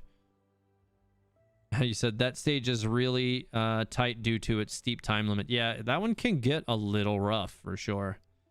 For me, the worst one is 11-2. Just trying to keep the enemies away from the pillars is a little bit rough, but yeah, If you lie on the it's grass, rough. you can feel the heartbeat of the world. All right, well, with that, I am going to take off for the evening. But yeah, thanks everyone for coming to the stream tonight. We have a new story quest coming up this week. So you guys can expect a midweek stream to cover that later in the week. And I will definitely be diving into that as much as possible. I'm also working on kind of a different kind of theory to release hopefully this week. If not, then you can expect another lore book video if I can't get that done by the end of the week. Right now, pretty much the way I'm working with my content releases is it will be either a theory or an origin video. And if I cannot finish those ahead of Thursday, because I'm trying to do one video a week, then you'll get a lore book video to give me more time to produce those origin and theory videos. So hopefully you guys enjoy those too. In time, I'm hoping to have the entire library of, Teyvat's books completed, and I definitely, will continue to make that press so that all of those books are there for you in an audio format. Like there was a reason why I didn't want to do all of those until I got all my audio stuff going as well. Now that I've got all my better audio equipment, all of those, I think will hold up better to the time, and that was really important for me as well. Anyways, so I'm gonna get out of here, guys, but have a great night, and eat the Paimon.